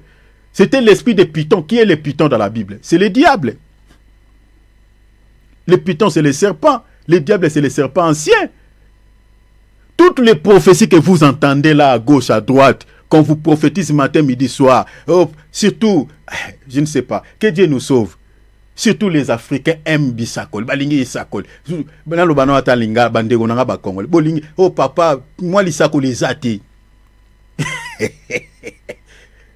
Une parole de connaissance. Il n'y a pas une prophétie pour moi, papa. Dieu n'a rien dit à mon sujet. Cher enfant de Dieu, on va bien prophétiser sur vous. Mais par un esprit de Python pour vous égarer. Parce que le Seigneur dit quoi? Un faux prophète peut dire une chose et que la chose s'accomplisse tel qu'il avait dit. Mais sauf qu'il va vous traîner derrière un autre Dieu. C'est ça ce qui est dit dans Deutéronome 13. Et c'est ça ce qu'on voit aujourd'hui. Ces gens-là, ils vous donnent des prophéties.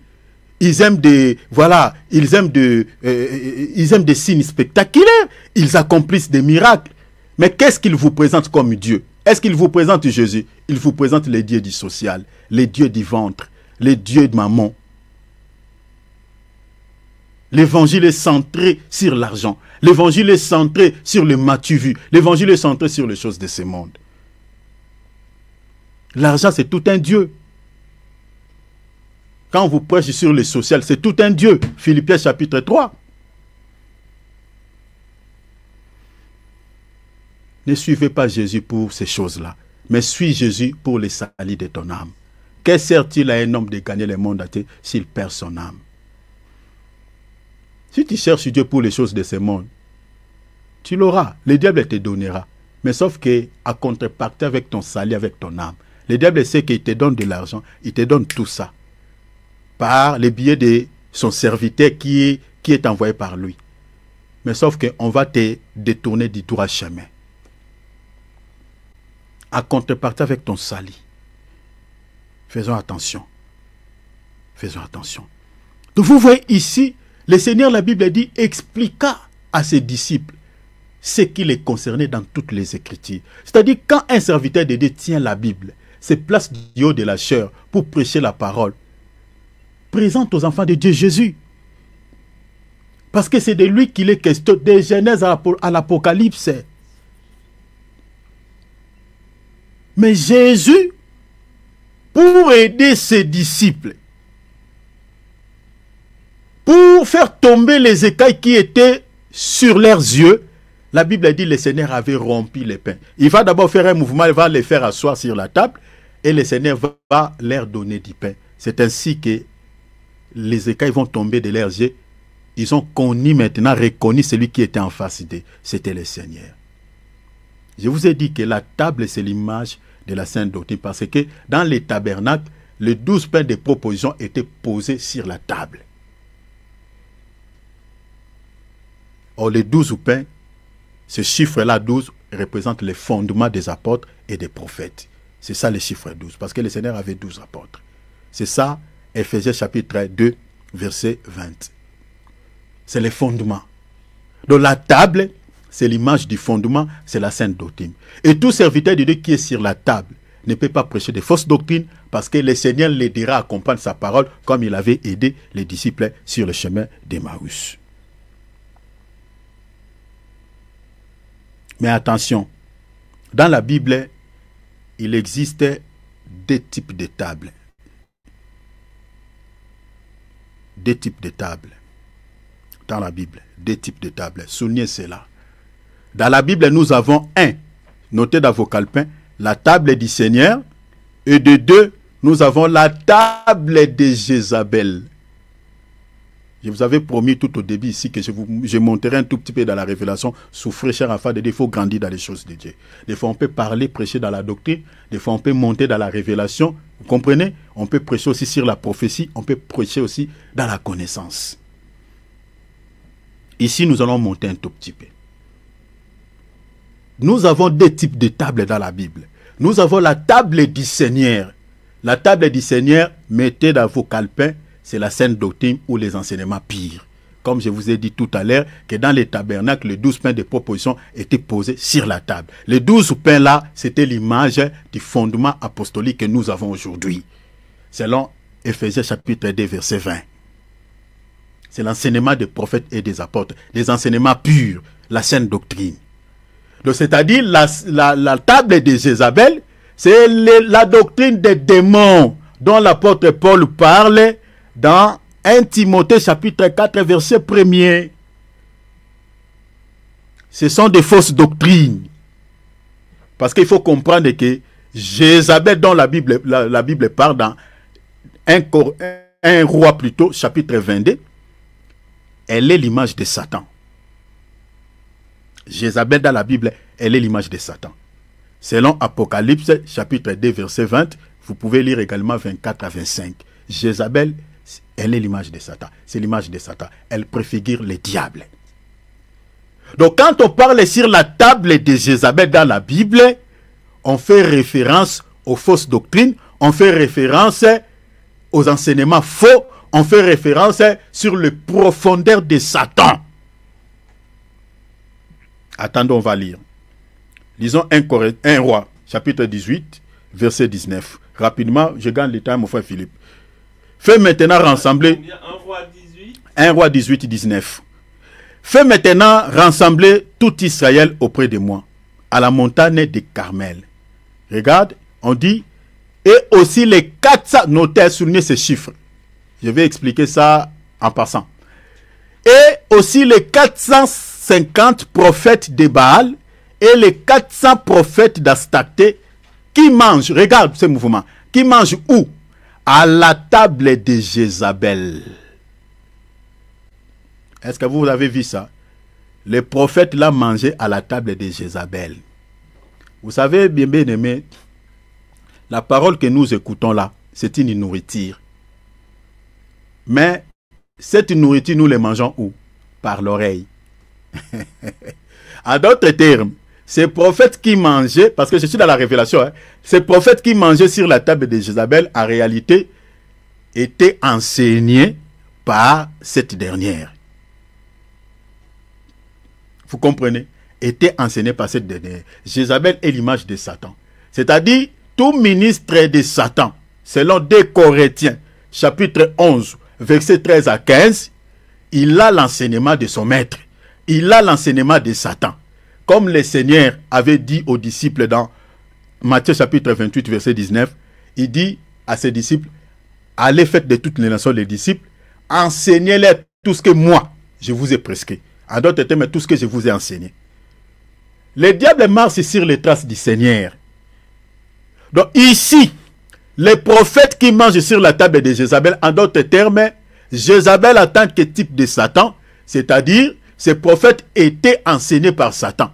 C'est-à-dire, les enseignements que les faux prophètes donnent, ce sont les enseignements récits par le diable. C'est le diable qui leur donne, qui leur dit ce qu'ils doivent prêcher. Est-ce que vous avez vu ça? C'est ça. Maintenant, on nous parle de 450 prophètes. Vous savez, ces chiffres représentent quoi? Prophétiquement, ces chiffres parlent de la marche côte à côte de l'église du Seigneur Jésus-Christ et celle de Satan jusqu'à la fin du monde. C'est ça ce qui représente les chiffres 450. Parce que ces chiffres 450, si vous lisez dans Actes 13, 20 à 21, vous les retrouverez aussi chez le Seigneur. Est-ce que vous avez vu ça? Si vous lisez Actes 13, 20 à 21, les mêmes chiffres qu'on retrouve chez Jézabel, avec ses prophètes, on les retrouve aussi chez le Seigneur. C'est pour ça que je vous ai dit que le diable marche sur les traces du Seigneur. Vous comprenez? Je vous lis rapidement Actes 13, 21. La Bible dit, après cela, pendant environ 450 ans, Dieu leur donna de juges jusqu'au prophète Samuel. Donc le Seigneur avait placé des juges au sein de la nation d'Israël pendant combien de temps? Le Seigneur n'a pas dépassé 450 ans. Il y a un pourquoi. Maintenant, le diable est aussi pour, vous comprenez, pour exercer, envoyer ces gens, il va choisir quoi? Il n'a pas choisi 500 prophètes, non, 450. Pourquoi le diable il a utilisé ce chiffre? C'est pour ça aujourd'hui, chers enfants de Dieu, nous avons pas mal de confusion dans les choses de Dieu. Parce que les faux prophètes font des choses de manière similaire par rapport à nous. C'est ça en fait ce qui explique ces chiffres. Ils font des choses semblables à nous. C'est comme je vous avais dit ici, les pharisiens croyaient à la résurrection des morts. Comme les Seigneurs. Les Seigneurs croyaient aussi à la résurrection des morts. Les pharisiens croyaient à l'existence des anges. Les Seigneurs aussi croyaient à l'existence des anges. C'est ce qu'on retrouve aujourd'hui dans les églises aussi des faux prophètes. Ils font des choses de manière similaire, par rapport à nous. Ça c'est conforme. Nous chantons Jésus, ils chantent des cantiques d'adoration. Voilà, ils font tout pareillement que nous. Mais sauf que si tu regardes les fondements des apôtres, il n'y en a pas. Leur manière de faire les choses, tu trouveras les doctrines de Trinité, leur manière de faire les baptêmes différents des apôtres. Ils croient à 3 dieux, mais alors que dans la Bible, nous avons qu'un seul Dieu. C'est pour ça que je vous dis, chers enfants de Dieu, ne vous fiez pas aux serviteurs de Dieu ou à certaines confessions religieuses parce que vous entendez, ils parlent de Jésus. Même si vous allez chez les féticheurs, vous trouverez des Bibles. Maman wana salra makamno na Bible na loboko atangi lope komba Yesu. C'est ça ce qui trompe certaines personnes qui partent chez les féticheurs. Ils disent, oh, mais ça m'a étonné, hein. Cette dame-là, elle a aussi une Bible. Oh. Vous savez, avant de me donner cette poudre ici, elle a d'abord prié. C'est ça, là, ce qu'on appelle la rise de l'ennemi. Le diable est risé. Est risé. Lorsqu'il était venu tenter le Seigneur, le diable était venu en citant les Écritures, n'est-ce pas? Il a utilisé les Écritures. Ce que le diable était en train de dire au Seigneur, c'était la parole de Dieu. Mais sauf que ce que le diable n'a pas la révélation des Écritures. Il n'a pas. Il peut vous citer les versets bibliques, mais non. C'est ça ce qui se passe chez ses serviteurs. Les faux prophètes ont la Bible. Ils vous citent les versets bibliques. Regardez comme ces faux prophètes qui met souvent une ligne sur sa tête. Qui avait dit que dans le Nouveau Testament, il n'y a pas une mention où Jésus nous demande de l'aimer. Regardez ce genre de bêtises.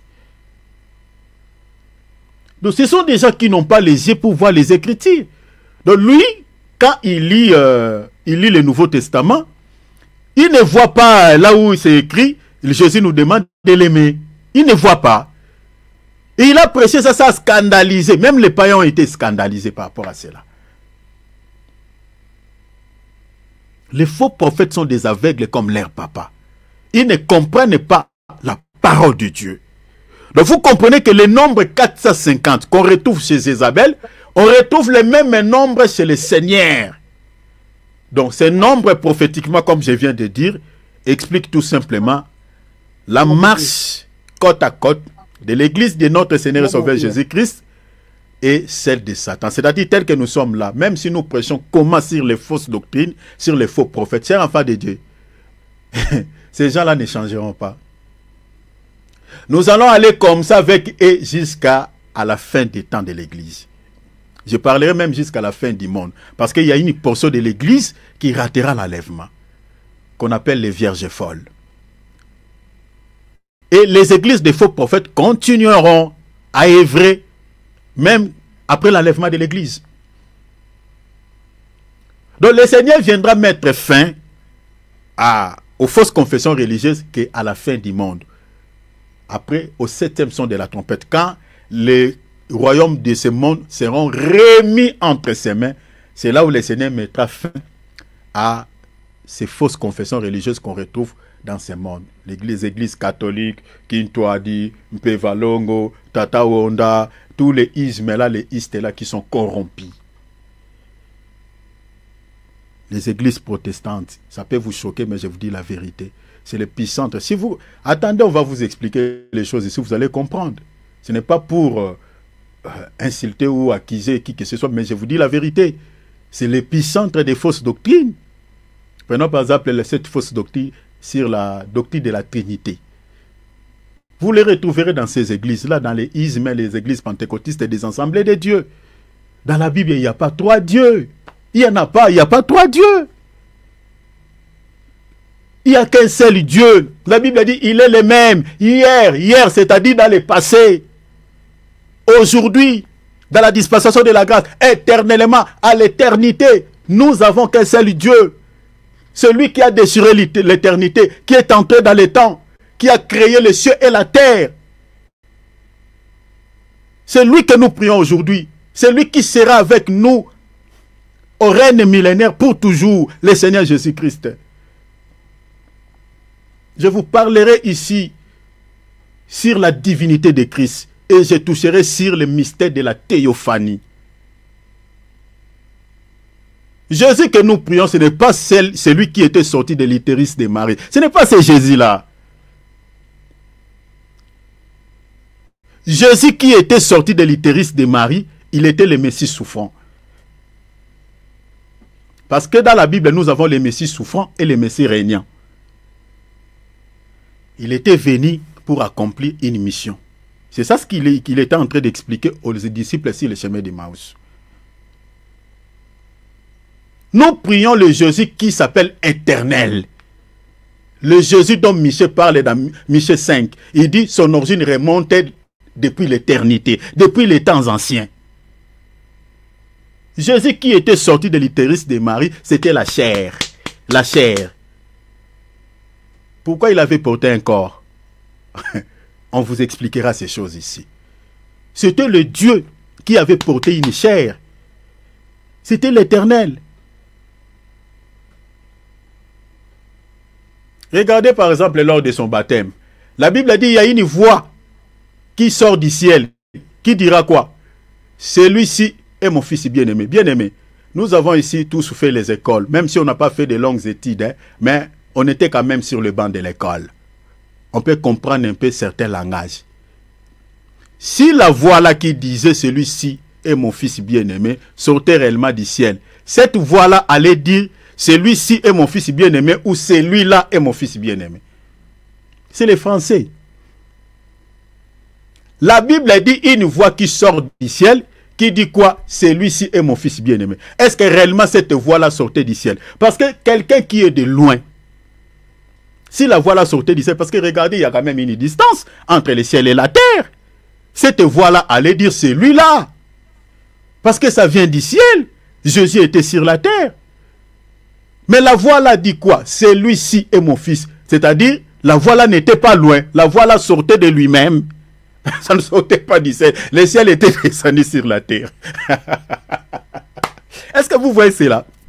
Amen. C'est ça même ce qui s'est passé sur les montagnes de Sinaï. La Bible dit quoi? Le Seigneur est descendu sur la montagne de Sinaï, mais sa voix sortait du ciel. Il est descendu, mais sa voix sort du ciel. C'est ça le même mouvement qu'on retrouve lorsque Jésus était venu se faire baptiser chez Jean-Baptiste. La voix sort, la Bible dit quoi? Il y a une voix qui parle depuis le ciel. Mais au lieu que cette voix-là puisse dire celui-là, la voix dit celui-ci. À d'autres termes, cette voix-là ne venait pas du ciel, mais cette voix-là venait de lui-même, sortait de lui-même. On vous parlera beaucoup de choses sur la divinité de Christ. Mais faites-vous attention. Je vais m'arrêter dans 10 minutes, s'il vous plaît. Donc vous comprenez que le chiffre 450 parle de la marche de l'Église du Seigneur Jésus-Christ et celle de Satan jusqu'à la fin des temps. Donc retenez cette notion aujourd'hui. Le nombre 450 des prophètes de Baal, c'est un nombre prophétique. Parce que le même chiffre, on le retrouve aussi chez le Seigneur. Et ce chiffre prophétiquement parle de la marche, comme je vous ai dit, des fausses églises et celle du Seigneur Jésus-Christ jusqu'à l'enlèvement. Mais, donc nous avons vu deux tables ici, la table du Seigneur et la table de Jézabel. Je vous ai dit que la table de Christ, c'est la saine doctrine. Comme je vous ai dit tout à l'heure que les pains de propositions dans les tabernacles de Dieu étaient posés sur la table. C'est-à-dire la table, c'est l'image de l'ancien de l'île. Parce que le chiffre 12 représente les fondements de l'Église, c'est-à-dire l'enseignement ou les enseignements purs, la saine doctrine. Mais maintenant, son contraste, la table de Jézabel représente quoi? Représente les fausses doctrines, représente les doctrines des démons. Parce que Jézabel, elle est l'image de Satan. Elle est l'image de Satan. Regardez, on va lire même une écriture, vous allez comprendre. Apocalypse chapitre 2, verset 20. Vous allez comprendre que Jézabel est l'image de Satan. Apocalypse 2, 20, on va lire les versets 24 et puis 25. Regarde, la Bible dit, « Mais ce que j'ai contre toi, c'est que tu laisses la femme Jézabel. » Est-ce que vous voyez? Bien aimé, ici, si vous n'avez pas l'œil, vous allez penser que on parle d'une autre Jézabel. Non. Jézabel dont on parle ici, c'était la femme du roi Akab dans Apocalypse, plutôt 1 roi chapitre 22. Mais les Jézabel dont on parle ici dans l'église de Thyatire, c'était quel Jézabel? C'était l'esprit en fait, c'était Satan. Vous comprenez? C'était le diable. Mais le Seigneur est en train d'utiliser un langage énigmatique à parler de Jézabel. Je vais vous expliquer, vous allez comprendre ça à la suite de ces versets. Regarde, la Bible dit, mais ce que je contre toi, c'est que tu laisses la femme Jézabel, qui dit prophétesse, enseigner. Vous comprenez maintenant la table de Jézabel, hein? Vous voyez? Donc tous ces prophètes qui étaient tout autour de la table de Jézabel, en réalité, c'était pour être enseignés. Savoir comment est-ce qu'ils vont égarer les enfants de Dieu. Vous comprenez? Et c'est ça ce que font aujourd'hui ces faux prophètes. Ils égarent les enfants de Dieu, ils sont en train de distraire les enfants de Dieu avec des faux miracles, avec des fausses prophéties. Ne suis jamais Jésus pour les miracles. Ne suis jamais Jésus pour les prophéties. Sinon tu perdras les saluts de ton âme, parce que le diable, il est tellement puissant dans ces domaines. Puissant. Ils savent que l'homme est charnel. Il aime souvent ce qui est spectaculaire, ce qui est étonnant, ce qui étonne. Donc tous les miracles là que vous voyez, les spectacles là, les signes spectaculaires que ces gens-là réalisent, c'est la distraction. Et beaucoup des âmes partiront en enfer à cause de cela. Suis Jésus pour les salut de ton âme. Cherchez là où il y a le vrai enseignement, là où il y a la sainte doctrine. Ne perds pas ton salut parce que tu es inquiet par rapport à certains domaines de la vie. Tu n'es pas marié parce que tu manques de l'argent, parce que tu n'as pas la maternité, parce que tu manques de quoi manger, parce que tu n'as pas un travail. Tu dis, bon, qu'est-ce que je peux faire? Je dois aller chercher parce que je ne sais pas qu'est-ce qui se passe dans ma vie. Moi, vraiment, je n'étais venu qu'accompagner les gens dans ce monde. Pourquoi ma vie est-elle ainsi? Cher enfant de Dieu, pour que le Seigneur te délivre, tu n'as pas besoin d'aller d'abord de fréquenter une confession religieuse. Non, non, non, non, non, non, non. Nous ne sommes plus comme au temps de la loi. Pour que Dieu écoute ta prière, il faut aller dans les temples. Non. L'apôtre Paul dit, je veux que les hommes prient en tout lieu. C'est-à-dire, partout où tu te retrouves, si tu cherches Dieu, tu le verras. Le Seigneur dit quoi? Si vous me cherchez de tout votre cœur, je me laisserai voir, je me laisserai trouver. Et seulement la foi. Et seulement la foi. Tu peux jeûner en 24 heures. Même chaque mois, tu te disciplines. Tu jeûnes 24 heures pour ta vie, même une fois. Si tu es fort, tu peux jeûner 2 jours, 3 jours. Tu bois même de l'eau seulement. Tu peux jeûner légèrement, tu manges que le fruit, si tu n'es pas fort. Essayez. Mais le Seigneur comprend, parce que le problème, ce n'est pas d'abord le jeûne. Le problème, le Seigneur regarde ton attitude, parce que la prière est exaucée par rapport à l'intention. C'est ça ce que Dieu dit à Daniel. Il dit, dès le premier jour où tu as eu l'intention de me chercher, je t'avais exaucé. La prière, c'est l'intention. Qu'est-ce qui te motive? Le problème, ce n'est pas faire 100 jours comme aujourd'hui on attend, et cette femme-là, elle est forte en jeûne. Bien aimé, ça c'est de l'orgueil. Les orgueils n'ont pas de place au royaume de Dieu. Quand tu te rapproches de Dieu, sois humble. Contente-toi de la grâce de Dieu. Ne contente pas parce que tu es en train de jeûner, parce que tu fais beaucoup de jours de jeûne, parce que tu pries beaucoup. Non. Tu peux beaucoup prier. Mais quand tu te présentes devant le Seigneur, sois humble. C'est-à-dire, dis Seigneur, j'ai besoin de ta grâce. Ta motivation soit bonne. Tes intentions soient bonnes. La prière est exaucée par la motivation, l'intention que tu as. Quand tu as déjà l'intention de chercher Dieu par rapport à ton problème, par rapport à ce problème-là qui t'inquiète dans la vie, tu décides, tu dis, bon, je vais commencer à jeûner même une fois par semaine. L'intention là déjà que tu as, déjà ça fera plaisir, énormément plaisir au Seigneur. Et le Seigneur répondra à ta prière par rapport à ta motivation. Le Seigneur sait que tu n'es pas fort en jeûne. Le Seigneur sait que tu n'es pas vraiment fort en prière. Maintenant, quand tu te décides, tu commences à fournir un peu des efforts. Cette intention-là, déjà, c'est déjà quelque chose devant le Seigneur. Et le Seigneur ne va pas t'exaucer parce que tu vas jeûner, parce que tu vas commencer à prier tout le temps. Non. Par rapport à la décision que tu as prise, par rapport à l'intention, par rapport à la motivation qui est dans ton cœur. Parce que tu as pris une décision de chercher sa face par rapport à ton problème. Et c'est comme ça que le Seigneur te répondra. Aujourd'hui, beaucoup des enfants de Dieu pensent que des hommes de Dieu sont devenus des médiateurs entre eux et le Seigneur. Non, il n'y a aucun homme qui est un médiateur entre les humains et Dieu. C'est Jésus-Christ, dit la Bible. C'est Jésus-Christ. Aucun pasteur joue ce rôle de médiation entre les humains et Dieu. Non, tel que moi je suis là, je ne suis pas votre médiateur devant le Seigneur. Votre médiateur, c'est le Seigneur Jésus-Christ. Je peux prier pour toi, le Seigneur peut agir, tout comme le Seigneur ne peut pas agir. Nous prions pour les malades, il y a des malades qui sont guéris, il y a des malades qui ne sont pas guéris. J'ai déjà prié pour les malades que le Seigneur a agi automatiquement. Pendant que je priais, le Seigneur il a guéri.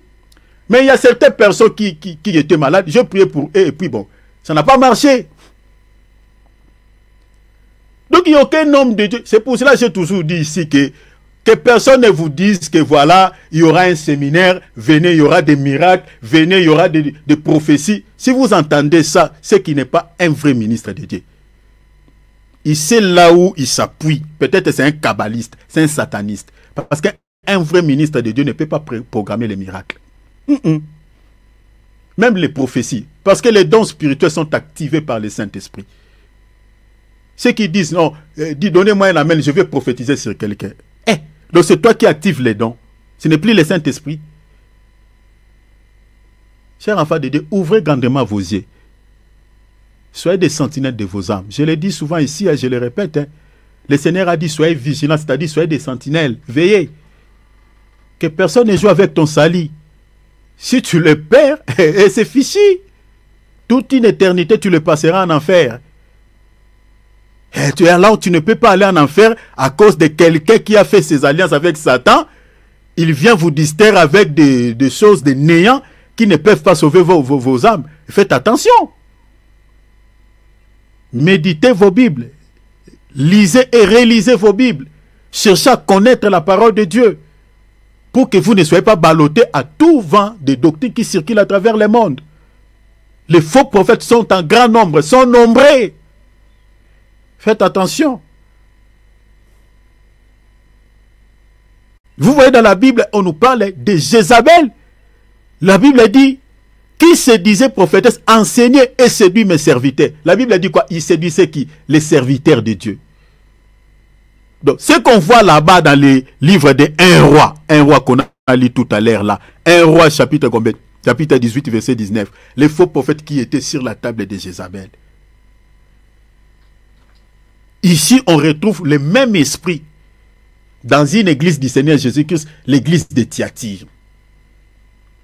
L'église qui était censée d'élever Jésus, mais cette église-là, le diable s'est infiltré. Jézabel récupère les serviteurs de Dieu, commence à les enseigner. Aujourd'hui, combien de serviteurs de Dieu qui ont touché la Kabbale? Combien? Personnellement, moi, je connais. Je peux vous citer, surtout à Kinshasa, là, je peux vous citer. Dans la bouche, il confesse Jésus. Hein? La Bible dit, enseignez et séduisez mes serviteurs pour les entraîner à la débauche. Attention, la débauche dont on parle ici est dans deux dimensions. Elle est dans la dimension physique, elle est aussi dans la dimension spirituelle. Parce que la majorité des faux prophètes sont des gens qui ont des yeux pleins d'adultère. Comme l'apôtre Paul l'a dit dans 2 Pierre, chapitre 1er, lisez les versets 1, 2, et puis les versets, je crois les versets combien? Les versets 14. Donc, tout ce que vous entendez, des scandales que vous entendez souvent commis par ces gens-là, c'est lié à l'esprit qui les anime. Ce sont des gens adultérins. Ils aiment sortir avec des femmes d'autrui, surtout les femmes mariées. Il y a un homme qui a taillé sa femme, qui a arrangé sa femme. Il a dépensé pour sa femme. Et c'est souvent ces femmes-là qu'ils veulent. Ils abusent avec ces femmes-là. Moi, avec mon épouse, papa, en tout cas, il faut que Dieu puisse me retenir. Que le Seigneur puisse me retenir.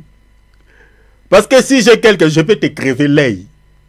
Parce que la réaction sera directe. Parce que c'est une partie de moi. Ce n'est qu'une parenthèse. Je ferme. Jézabel. La débauche dans la dimension spirituelle explique tout simplement quand on vous présente un autre Dieu. Si vous lisez par exemple Ézéchiel, c'est ça la débauche spirituelle. Lisez Ézéchiel 16. Au lieu de vous présenter les véritables dieux, quand on vous présente un autre Dieu, par exemple les dieux des richesses, les dieux mammon, quand on vous prêche tout le temps sur l'évangile de prospérité, quand on vous parle tout le temps sur un évangile à caractère social, donc on vous présente tout un Dieu, toute une divinité selon la parole de Dieu. Et celui qui vous prêche un tel évangile, selon la Bible, il est impudique. Donc ce qu'il fait là, on appelle ça l'impudicité ou la débauche, mais c'est sur le plan spirituel. Lisez seulement les écritures que je vous ai données, Ézéchiel chapitre 16. Lisez tous les chapitres, vous verrez ça. Même si vous lisez Jacques 4.4, c'est-à-dire un chrétien qui s'accroche des deux côtés, il est tantôt avec le Seigneur, mais il est aussi avec le monde, c'est un débauché spirituel, c'est un impudique qui n'est pas fidèle à Christ. C'est ça ce qui veut dire la débauche pour vous expliquer ces termes. Donc vous comprenez, la Bible dit ici, le rôle de Jézabel, c'était de séduire les serviteurs de Dieu pour les entraîner à la débauche. Donc vous comprenez ici, Jézabel, sa mission c'était quoi? D'écarter les vrais serviteurs de Dieu sur la saine doctrine. Donc au lieu que ces serviteurs puissent vous présenter Jésus, ils vous présentaient un autre Dieu. Les dieux d'argent, comme je viens de dire, les dieux mammon, ainsi de suite. Et dans les versets, la Bible dit « Et mangez des viandes sacrifiées aux idoles ». Le verset 24, la Bible dit « À vous tous les autres des Thyatire, qui ne reçoivent pas cette doctrine. » Est-ce que vous voyez? Donc ce que Jézabel était en train de faire dans cette église, c'est de pouvoir planter, poser sa doctrine. Et sa doctrine, c'était quoi? Des fausses doctrines pour égarer les enfants de Dieu. Et le Seigneur est en train de dire à quelques-uns qui n'étaient pas touchés par ces fausses doctrines, le Seigneur leur dit, à vous tous les autres des Thyatire, qui ne reçoivent pas cette doctrine, cette fausse doctrine, et qui n'ont pas connu les profondeurs de Satan, comme je viens de vous dire tout à l'heure. Donc, connaître les profondeurs de Satan, c'est lorsque vous prêchez sur les fausses doctrines. C'est ça, connaître les profondeurs de Satan. Est-ce que vous voyez ça? C'est ça, en fait. Donc, la table de Jézabel, ce sont des fausses doctrines, représentent les fausses doctrines. C'est l'image des fausses doctrines. Un évangile qui ne peut pas sauver. Un évangile qui ne peut pas vous accorder les salis.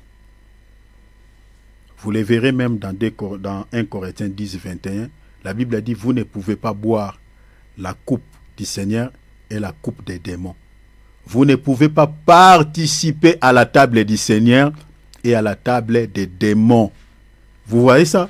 L'apôtre Paul dit, vous ne pouvez pas participer à la table du Seigneur et à la table des démons. Donc vous avez déjà la notion sur la table du Seigneur. C'est la sainte doctrine, c'est la doctrine des apôtres. C'est là où les 12 pains de proposition est posé, c'est là où il y a les fondements.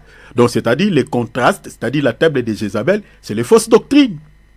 Vous comprenez? C'est les fausses doctrines. Mais maintenant l'apôtre Paul dit, vous ne pouvez pas participer à la table du Seigneur et en même temps à la table des démons. Or, la table des démons, c'est la table de Jézabel. Parce que nous expliquons Jézabel en tant que l'esprit ou Satan, le diable. Parce qu'il est l'image de Satan.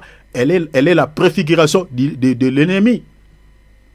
Est-ce que vous voyez? Cela veut dire quoi? Ce passage biblique nous montre clairement qu'on ne peut pas participer à la table du Seigneur et en même temps à la table des démons. En d'autres termes, vous ne pouvez pas servir le Seigneur et servir en même temps les diables. C'est-à-dire, comme le Seigneur a dit dans Matthieu 6, 24, vous ne pouvez pas servir Dieu et Mammon. Nul ne peut servir deux maîtres à la fois. C'est ça ce qui veut dire ce langage. Vous ne pouvez pas participer à la table du Seigneur et en même temps à la table des démons. Dans un autre langage, cela veut dire, vous ne pouvez pas être ministre qui propage à la fois la sainte doctrine et les fausses doctrines. Est-ce que vous voyez cela? Donc, un vrai ministre de Dieu qui est mandaté par Dieu, cher enfant de Dieu, il est esclave de la sainte doctrine. Parce qu'il a le Saint-Esprit. Le Saint-Esprit ne le laissera pas prêcher de fausses doctrines. Impossible. Il est mandaté par Dieu pour sauver des vies. Tel que moi, je suis là, votre esclave. Ma mission dans votre vie, ce n'est pas vous présenter le monde, ce n'est pas vous présenter de l'argent, ce n'est pas vous présenter autre. Vous présentez votre Seigneur, votre Sauveur et mon Sauveur. Et l'objectif, c'est quoi? Votre âme, mon frère, ma soeur, soit sauvée le jour de l'enlèvement, que tu partes. C'est ça la mission de l'Église. C'est ça. C'est ça. Un vrai serviteur de Dieu ne peut pas prêcher des fausses doctrines. Jamais, jamais, jamais. Parce que, regardez même l'apôtre Jacques. Qu'est-ce que l'apôtre Jacques dit? Si vous lisez par exemple dans Jacques 3, 11, l'apôtre Jacques dit, la source, il parle de la source, fait-elle jaillir par la même ouverture l'eau douce? L'eau douce, c'est quoi? L'eau, c'est la parole. Et l'eau douce dont on parle ici, c'est la parole pure.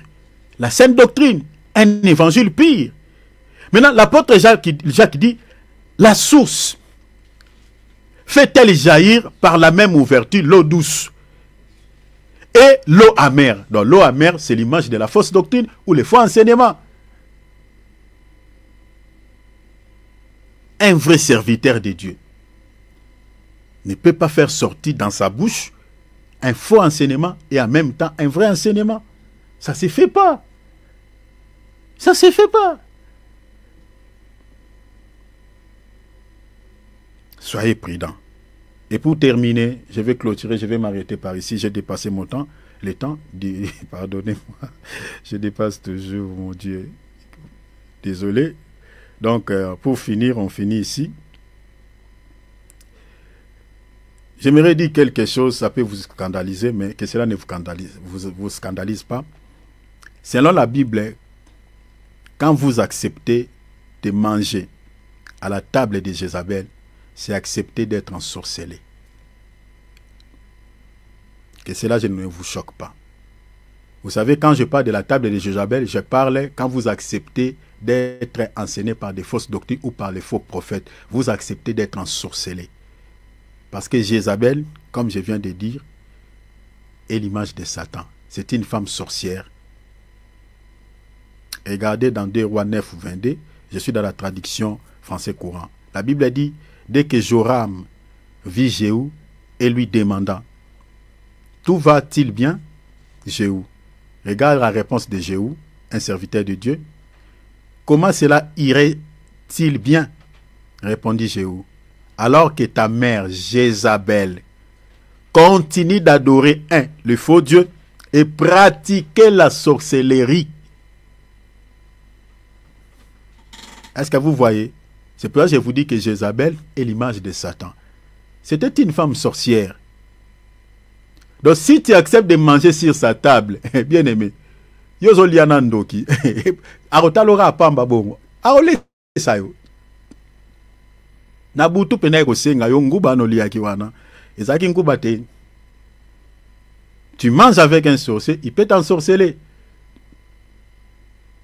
Donc tous ceux qui mangeaient sur la table de Jézabel étaient ensorcelés. Cela veut dire dans un autre langage dans la Révélation, quand tu acceptes d'écouter les enseignements que Jézabel a confiés à ses serviteurs, c'est d'accepter d'être ensorcelé directement par Jézabel. Parce que si tu acceptes un faux enseignement, c'est que tu acceptes d'être ensorcelé. Parce que la sorcellerie dans la Bible, c'est aussi quand tu écoutes un faux enseignement. Peut-être vous allez dire, ah frère, ça c'est quoi encore? Oui, je vous donne une critique claire et puis on s'arrête par là. Galates chapitre 3, on va s'atteler par là. Galates chapitre 3, verset 1er. Je suis dans la traduction Martin. Regarde, la Bible dit, l'apôtre Paul ici s'étonne, il dit, oh Galates. Il dit, qui est ce qui vous a ensorcelé? L'apôtre Paul parle de la sorcellerie et il est en train de s'adresser à l'église. Il dit, qui vous a ensorcelé? Pour faire que vous n'obéissiez point à la vérité. En d'autres termes, vous n'obéissiez point à la sainte doctrine ou à l'évangile pur. Vous, à qui Jésus-Christ a été auparavant porté devant les yeux et crucifié entre vous. Quand un chrétien n'arrive, ne supporte plus la sainte doctrine, un évangile qui peut sauver son âme, mais il est prêt à écouter une fausse doctrine, c'est-à-dire il est déjà ensorcelé. Comme aujourd'hui, là, comme nous sommes en train, l'évangile que nous sommes en train de prêcher, qui ne cible que l'âme, qui donne la connaissance aux enfants de Dieu, qui ouvre les yeux aux enfants de Dieu pour ne pas tomber sur les panneaux des faux prophètes. Cet évangile, beaucoup de gens ne l'intéressent pas. Beaucoup aiment là où on parle souvent sur un évangile qui touche la chair. Quand on parle sur les mariages, sur le succès, sur la réussite, sur ces choses-là, les balivernes. Et ces genres de chrétiens sont des gens ensorcelés par les faux prophètes. Souvent, dans les gens qui prient dans les églises des faux prophètes sont prêts à combattre pour leurs prophètes. Hein. Ils sont prêts à combattre pour eux et non pour les seigneurs. Tu insultes son prophète, il peut te taper, il peut te frapper. Comme j'avais entendu une fille, je crois que c'est ici en Europe, je crois que cette fille, elle est née ici. La fille là est déjà ensorcelée. J'avais vu son vidéo sur la toile, cette vidéo avait fait pas mal de vies, la tour du monde. Elle était en train de dire, vous sentez qu'avec, vraiment c'est Jézabel, l'esprit de Jézabel, sur cette fille. Il dit, tel que moi je suis là, tu ne peux pas jouer avec mon père spirituel. Si tu oses à jouer avec mon père spirituel, je vais te recadrer. Vous savez, quand elle parlait, j'ai dit, oh Mara, cet enfant est déjà ensorcelé. Je croyais que tu allais parler même pour Jésus, combattre pour Jésus. Mais il veut combattre pour un homme. Il ne connaît même pas la vie d'intimité que son pasteur a avec le Seigneur. Mais elle est prête à combattre pour son pasteur et non pour Jésus. Bien-aimé, ne combat pas pour un homme. Ne combat pas pour ton église locale. Combat pour Jésus. La Bible dit combat les bons combats de la foi. Saisis la vie éternelle à laquelle tu as été appelé. Le combat de la foi est lié au salut. Si tu combats pour un homme, tu n'auras pas la vie éternelle. Si tu combats pour ton église locale, tu n'auras pas la vie éternelle. Mais si tu mènes un combat de la foi, tu auras le salut. C'est ça ce qui est dit dans 1 Timothée 12 ou 6. Et 6 ou 12, pardon. Le combat de la foi est lié au salut. Toi, tu cherches à combattre pour ton pasteur.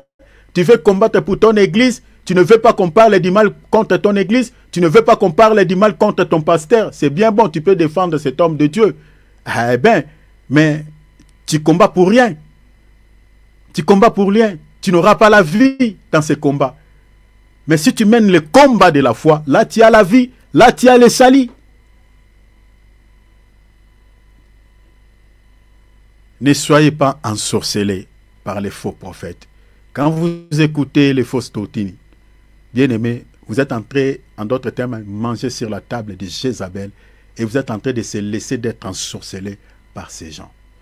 Refusez cela. L'apôtre Paul s'étonne à l'église de Galatie, dit Galatie insensé, c'est-à-dire beaucoup de zoba, bololé. Vous avez perdu l'intelligence. Qui est ce qui vous a ensorcelé pour que vous n'obéissiez point à la vérité. Vous n'obéissez point à la sainte doctrine. Ouvrons nos micros, nous allons prier. Seigneur, que nous soyons victorieux. Seigneur, ouvre nos yeux. Parle-nous, Seigneur. Parle-nous, oh Dieu, et donne-nous encore la force de nous réveiller matin, parce que ta bonté, Seigneur, tu la révèles chaque matin dans nos vies. Et quand nous verrons encore demain, nous ne manquerons pas de dire merci. Jésus, merci pour tes merveilles. Laisse-moi t'écrire un chant d'amour. Merci parce que tu nous nourris, tu nous vêtus, tu veilles sur nous. Sur nos corps, il a mis fin au règne de mes souffrances, ainsi qu'à mes errances, dans les mauvais jours et devant tous mes défis. À lui je me confie. Amen. Et quand j'écris, Chata, tu me réponds, de lui ma vie dépend. Je l'aime, je l'adore, acclame.